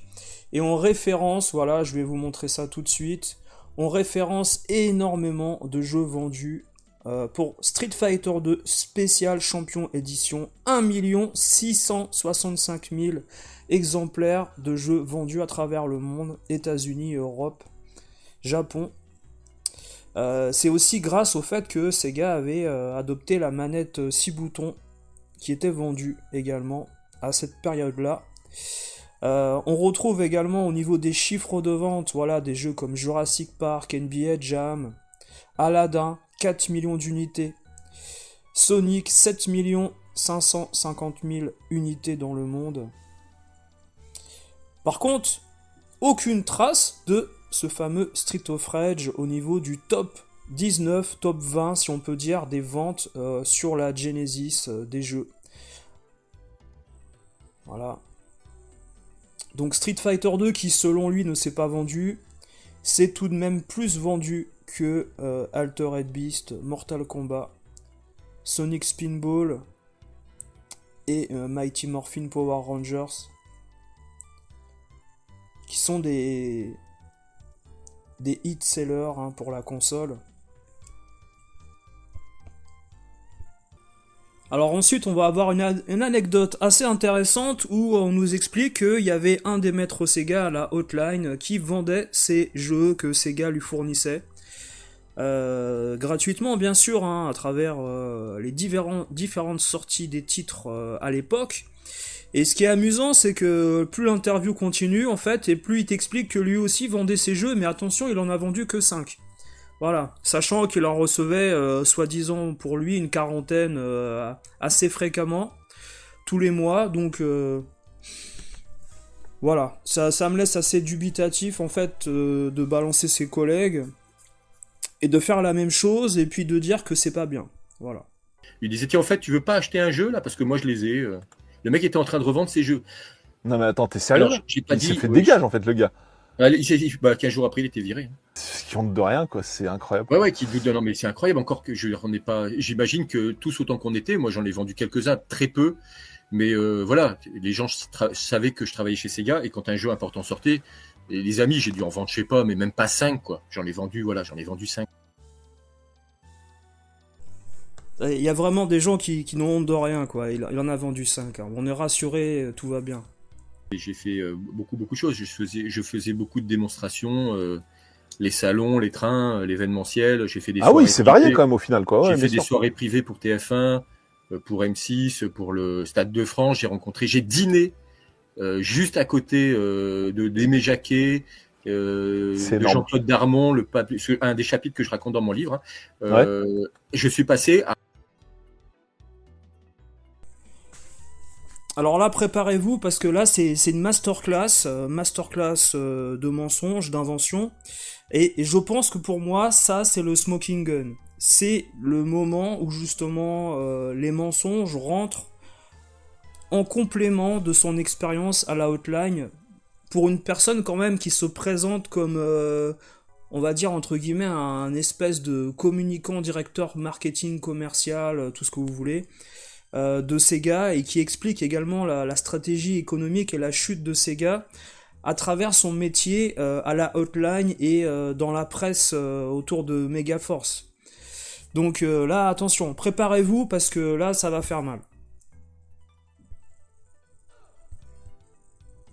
À côté de Zidane, de Guivard, Stéphane Dosser, enfin les futurs de Djorkaeff, c'est-à-dire que je suis allé dîner dans le petit restaurant où il y a 25-30 personnes, un match de France-Turquie préparatoire pour la Coupe du Monde 98. Parce que j'étais maître Sega, il y avait des consoles de Sega, c'était la Sega Saturn, je crois, qui était en démo. Et il me semble, que je dise pas de bêtises, je crois que c'était la Saturn, donc il y avait des jeux de football, sûrement World League. Et le gars, Jean-Claude Darmon, donc le pape, le financier du football français à cette époque-là, m'avait proposé, moi, le maître Sega, de dîner avec les pontes. Et je me suis retrouvé au milieu des joueurs, des internationaux, quoi. C'est ouf. Incroyable, quoi. Incroyable. Alors, c'est tellement incroyable que, écoutez, moi qui suis fan de foot depuis des années et des années, écoutez, moi, les matchs de l'équipe de France, je les ai pratiquement tous vus à cette époque-là. Alors, malheureusement, Guy Vark, il était pas là pour ce match-là. Donc, ça commence bien, non, mais on commence tout doucement. Donc là, on a bien sûr l'équipe de France Match amical, Guy Vark n'est pas présent durant ce match. Match amical au Parc des Princes. Retenez bien ça, c'est un match amical au Parc des Princes.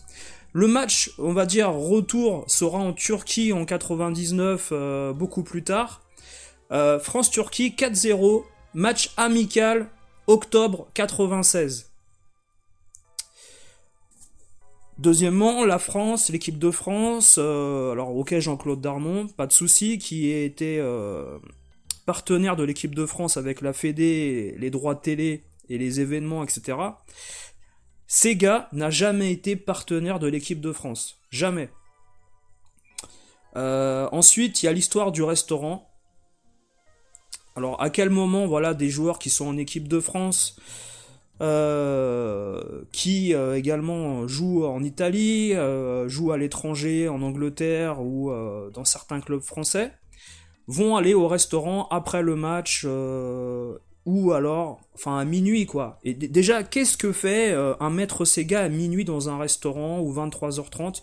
Moi, il m'est arrivé d'aller du côté de Place de l'Opéra, à côté de Lancel, où les joueurs du PSG et le staff du PSG après les matchs avaient son restaurant favori. Et ça m'est arrivé, voilà, 2 ou 3 fois de croiser des joueurs. Je l'ai jamais forcément raconté ni discuté avec eux parce que je les voyais à travers en fait la vitre du restaurant. Ils étaient là, habillés en équipement sportif en plus, pas du tout discret. Les staffs médecins et puis certains joueurs qui venaient manger là parfois, avant d'aller en soirée après les matchs. Voilà, on sait très bien comment ça se passait autour de 98-99 pour le PSG. Ils ont failli aller en Division 2, on sait à peu près pourquoi. Beaucoup trop de fêtards et pas assez de gens professionnels. Là, on est en octobre 96. Zidane qui est à la Juve. Deschamps. Là, je vous mets la liste d'autres joueurs qu'il y a.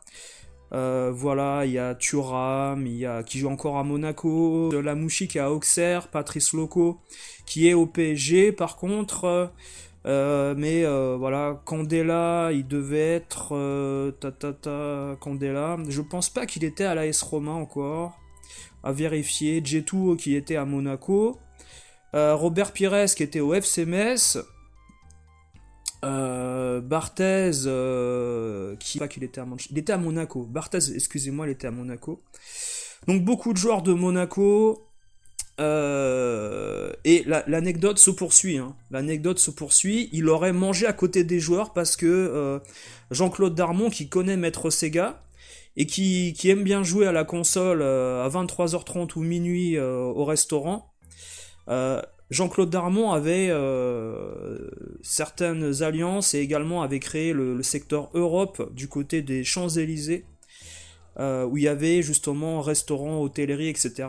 Et en effet, parfois, après 98-99, les joueurs et puis des gens de la Fédé pouvaient accéder à ces quartiers-là et ces restaurants. Maintenant, je pense qu'après un match France-Turquie gagné 4-0 au Parc des Princes, Zidane, Deschamps, qui d'ailleurs était là, capitaine, avait envie de repartir à la Juve. Tous ces joueurs-là, ou à Marseille, Pedro c'était à Marseille, à un moment donné pour cette nouvelle saison, si je me trompe pas, parce qu'il avait quitté le FC Nantes à la fin de l'année 96, après c'est à vérifier. Vous allez voir, l'anecdote se poursuit. Jean-Claude Darmon l'aurait invité à manger avec les joueurs, voilà, après avoir fait du gameplay sur un jeu Sega dans un restaurant. Enfin, c'est...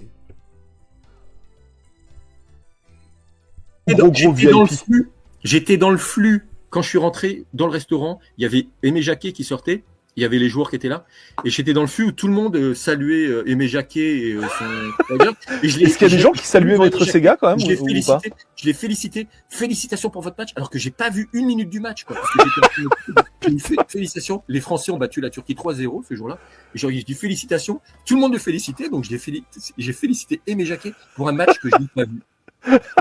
Putain, qu'est-ce que t'as vu comme autre énorme VIP tout au long de ta carrière Sega France?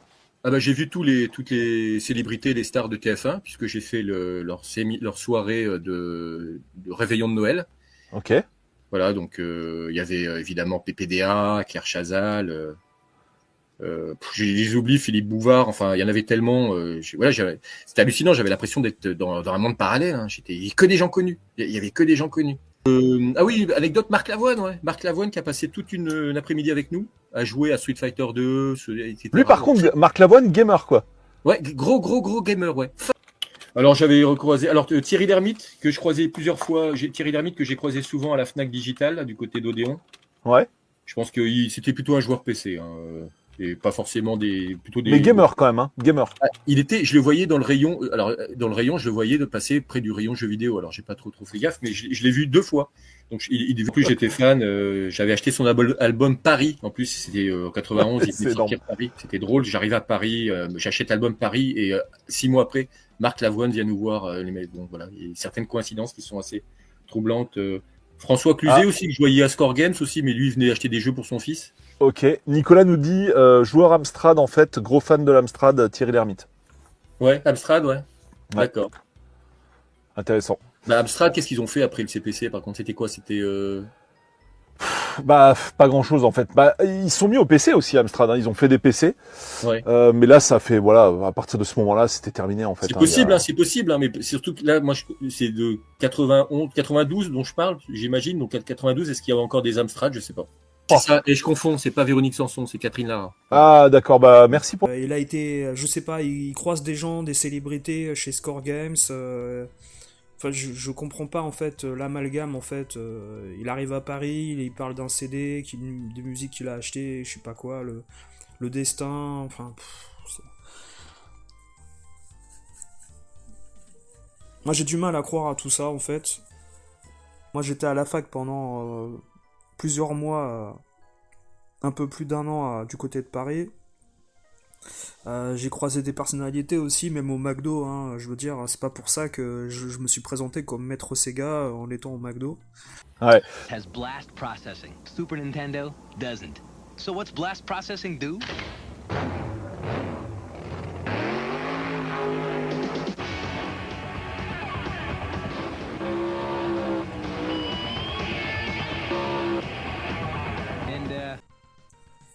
Alors il y a également un document super intéressant qui montre que les chiffres de vente entre 95 et 96 pour la PlayStation et la Saturn, alors que la Saturn est sortie auparavant, au mois de mai 95, on a ici aux États-Unis une stabilisation au niveau des ventes jusqu'au mois de septembre et l'arrivée sur le marché américain de la PlayStation en septembre 95, un peu comme d'ailleurs en France, où justement on a eu cette console dans ces eaux-là.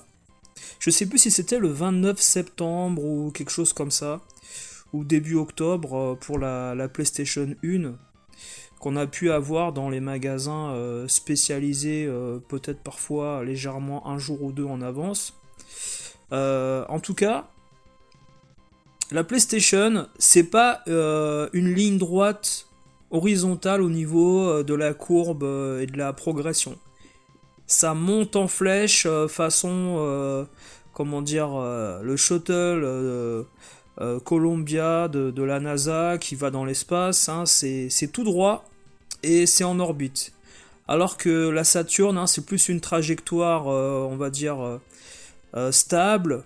Puis ensuite, on va dire, un peu plus intéressante à un moment donné, quand le bundle arrive avec les jeux offerts dans le nouveau pack, qui sort donc autour de Noël 95, et la baisse de prix.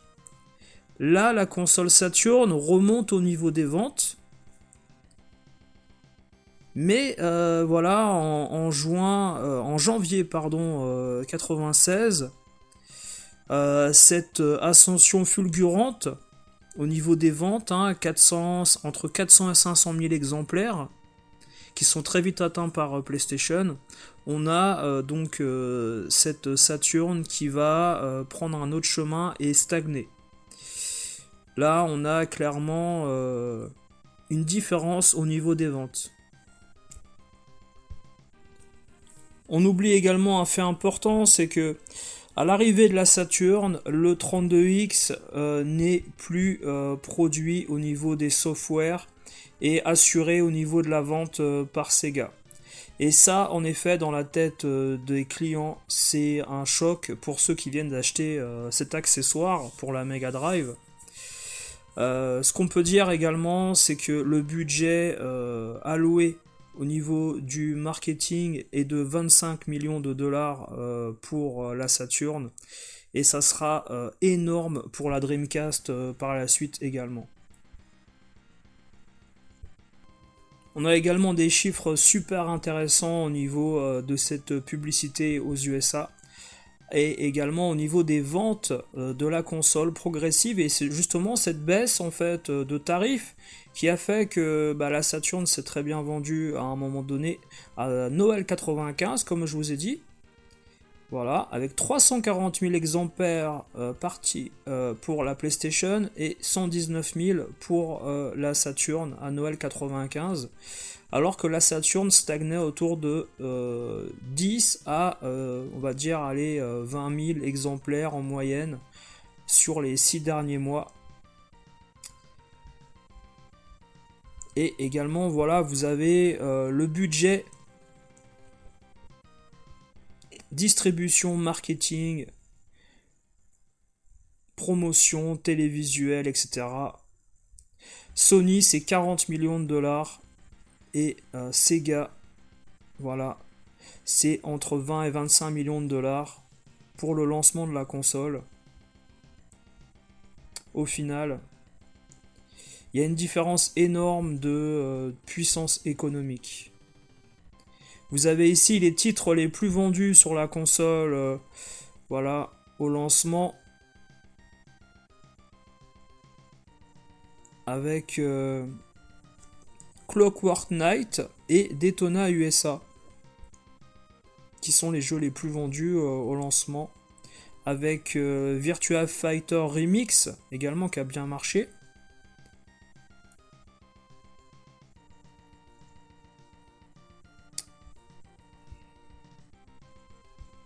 Et je vous disais, le drame de Sega, c'est les 100 millions de dollars investis pour le marketing de la Dreamcast en 99. Et ça, c'est catastrophique parce que toutes les ressources au niveau promotionnel avaient été investies, très très mal investies, hein, par rapport à la sortie des jeux qui était beaucoup trop cadencée d'une façon rapide, qui a empêché les clients de souffler, d'attendre et de patienter pour avoir un bon jeu. Sega avait très peur de la PlayStation 2 qui allait arriver quelques mois plus tard. Là où en 95-94, ils avaient peur de la puissance de Nintendo, qui finalement est devenue Nintendo 64 et jumelée avec une PlayStation un peu plus tard, en 96, pour la Nintendo 64.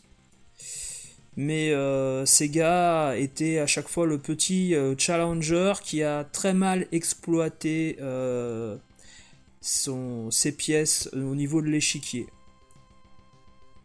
Fluctuation de la monnaie. Par contre, ce qu'ils n'avaient pas du tout anticipé, c'est que cette crise économique incroyable, la France est en récession. Genre voilà, ça parle pas du tout aux gens. Vous aviez 10, 12, 13 ans, moi j'ai revérifié les trucs. La France tombe en récession, les gens n'achètent plus, il y a une énorme crise, les gens achètent moins de consoles. Et la Saturn arrive à ce moment-là. La 32X aussi, les gens ont un pouvoir d'achat complètement détruit. Mais ils n'achètent plus et les consoles à la production augmentent. Donc ça a complètement liquidé, explosé les résultats de Sega. Sega était très bénéficiaire en 91, 92, un petit peu en 93. Et du jour au lendemain, en vendant des dizaines de millions de Mega Drive, et ben, pour chaque Mega Drive vendu, il perdait quasiment 150 balles ou 200 balles. Sauf qu'il fallait pas le dire. Alors, faut pas oublier que Sega ne dépend pas de la France. Donc cet argument, malheureusement, il est pas recevable.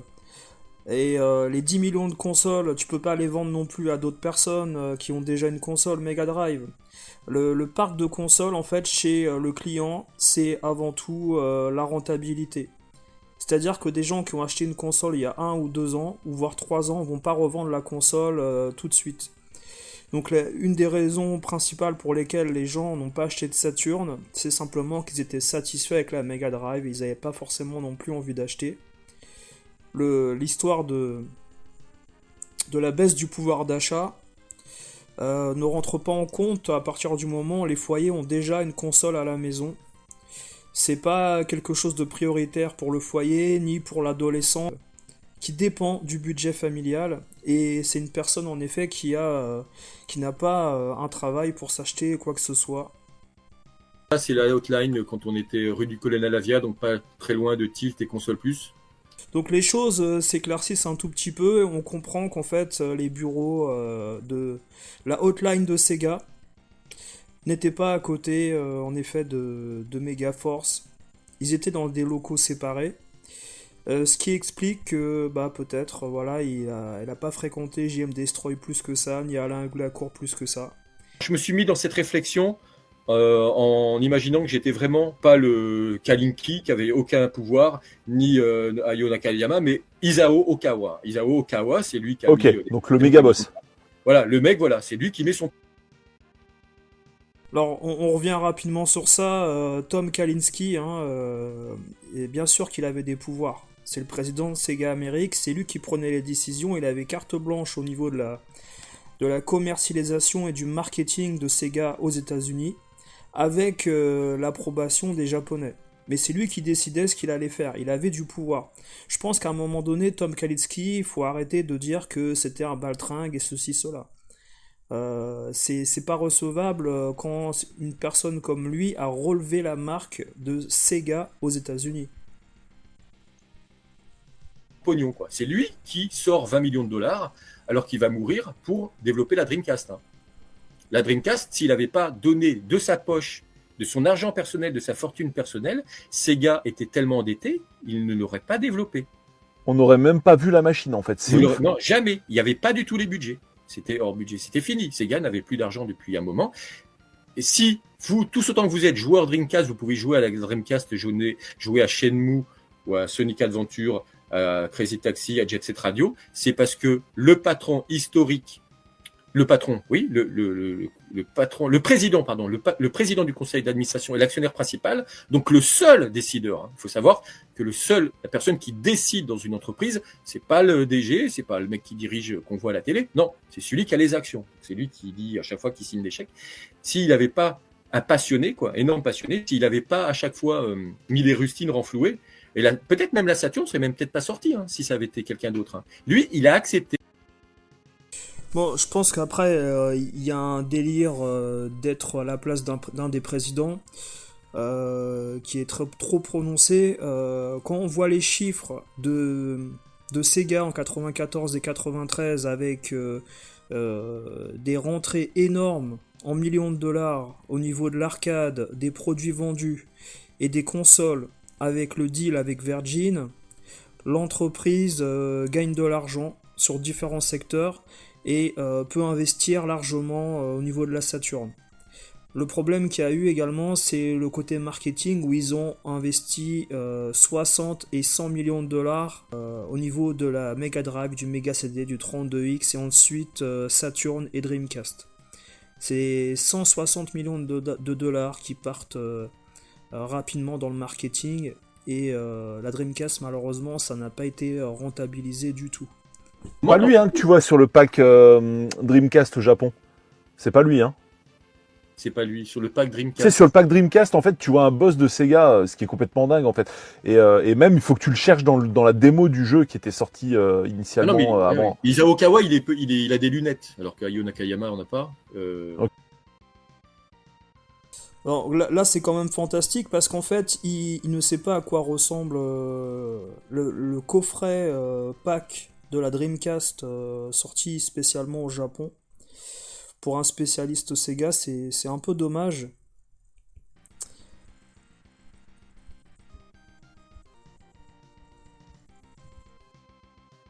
Okay. On le voit pas beaucoup, on le voit très peu. Il y a très peu de photos. Si tu tapes Isao Okawa sur Google, tu as 3 photos de lui. Et en tant que gamer, je pense que j'aurais fait quasiment la même chose que lui. C'est-à-dire que, bah voilà, je veux sortir des nouvelles consoles sensationnelles. Tant pis si elles marchent pas, mais je veux inventer, je veux créer, je prends le risque. Voilà. Sega, c'est des gens qui ont inventé, qui ont pris les risques. Alors, en tant que gamer standardiste de la hotline, hein, qui donne des solutions et qui lit des cheat codes dans des index, Sega, novateur, je rappelle juste que NEC, c'est les premiers à avoir le CD-ROM au niveau d'une console. Il y a le Philips CDI, il y a d'autres formats qui ont été beaucoup plus ergonomiques au niveau des manettes. L'évolution, c'est Nintendo qui l'a faite au niveau de la manette avec les gâchettes sur le côté par exemple. La manette Mega Drive reste tout à fait simple et normale, hein. Un bouton en plus, il n'y a pas de bouton forcément select ou des choses comme ça rajouté au niveau des autofire aussi. Sincèrement, le mode 7, les effets de zoom, c'est plutôt la Neo Geo, SNK. J'ai du mal à trouver en fait un concept que Sega aurait pu inventer.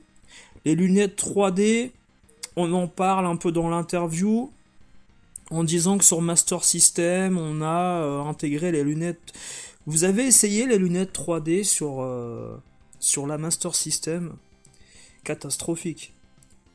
Je pense que des ordinateurs, ou même le cinéma à l'époque, proposait des choses largement avancées. Pour ce qui est des petites vidéos qui tournaient sur le Mega CD, qui ne sont même pas des full motion vidéos, les FMV, qui prennent un tout petit encart au niveau de l'écran, c'était déjà sur le format PC ça avant. Donc bon, il n'y a pas de souris non plus au niveau du des jeux. Sincèrement, j'ai du mal à trouver quelque chose. Après, la Dreamcast, ça a innové au niveau de la memory card pour la manette, qui a été avec un écran LCD. La Mega Drive aurait pu vivre 2 ans de plus, sans aucun problème. Et la longévité de la Mega Drive a été déglinguée par l'arrivée de la 32X et de la Saturn en même temps, qui ont fait... Alors, la longévité de la Mega Drive a été déglinguée par la 32X et la Saturn. Je rappelle juste un truc, c'est que jusqu'en 98, il y a beaucoup de jeux qui sortent encore dans le monde. Aux USA, par exemple, il y a NFL 98 qui sort pour la saison avec Sega Sport, qui fait partie des meilleures ventes de la Mega Drive aux USA, dans le top 20 de l'histoire. Et donc il y a encore beaucoup de jeux qui se vendent en 97-98. Il y a même les séries Electronic Arts qui sortent des NBA Live 98 et donc pas mal de jeux de sport, et puis d'autres licences qui arrivent fin 97 également sur la console. Donc en fait le 32X aurait déglingué la Mega Drive, la longévité. Soi-disant c'était un outil avec le Mega CD qui allait booster les ventes de la console. Je sais pas, il y a un peu de contradiction là dans les analyses. Au niveau des chiffres, hein, je vous les ai montrés. La Mega Drive naturellement se vend moins quand la PlayStation arrive. C'est la PlayStation, le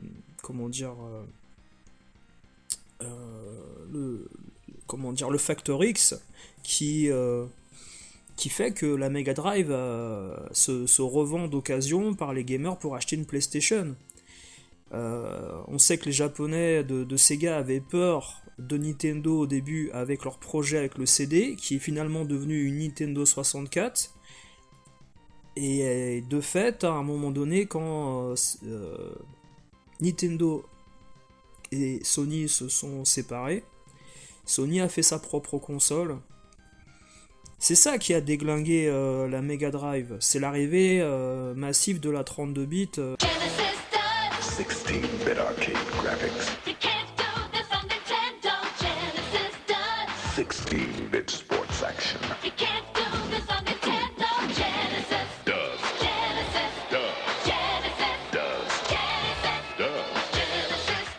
Get Joe Montana free, Pat Riley free, Buster Douglas free, Super Monaco GP free, or Collins free. Sony was really scared about that. Klinsky was coming back from Japan having nervous breakdowns about what was coming up. HD4 is to try to figure out how to make great software real-time 3D. We were teasing the retailer for like 2 years. We were showing them these great graphics, but from a sales perspective, it was a killer. And we ended up putting two 32-bit chips. That made the programming challenging and complex. The software looked like shit. Not until 3 months before launch did we find out that the software was not going to be there to support it. Not only did we not have enough software, we didn't even have enough hardware. So we had to limit the retail distributors who carried it, and we cut out Target and Walmart, and these guys were furious with us. Right Games. We're delaying the launch of Nintendo Ultra 64. We feel it's more important to make a good first impression, have the absolute best possible software when we launch. So you're willing to wait till 96? We're going to wait. Product launched in Japan. We sold 100,000 units on the first day, 300,000 units in the first month. We're approaching 1 million units sold in Japan. We just need to replicate that in the United States. No question in my mind. There are going to be casualties, and there are going to be casualties soon. $299. Tom and I and Shinobu, just sitting there watching.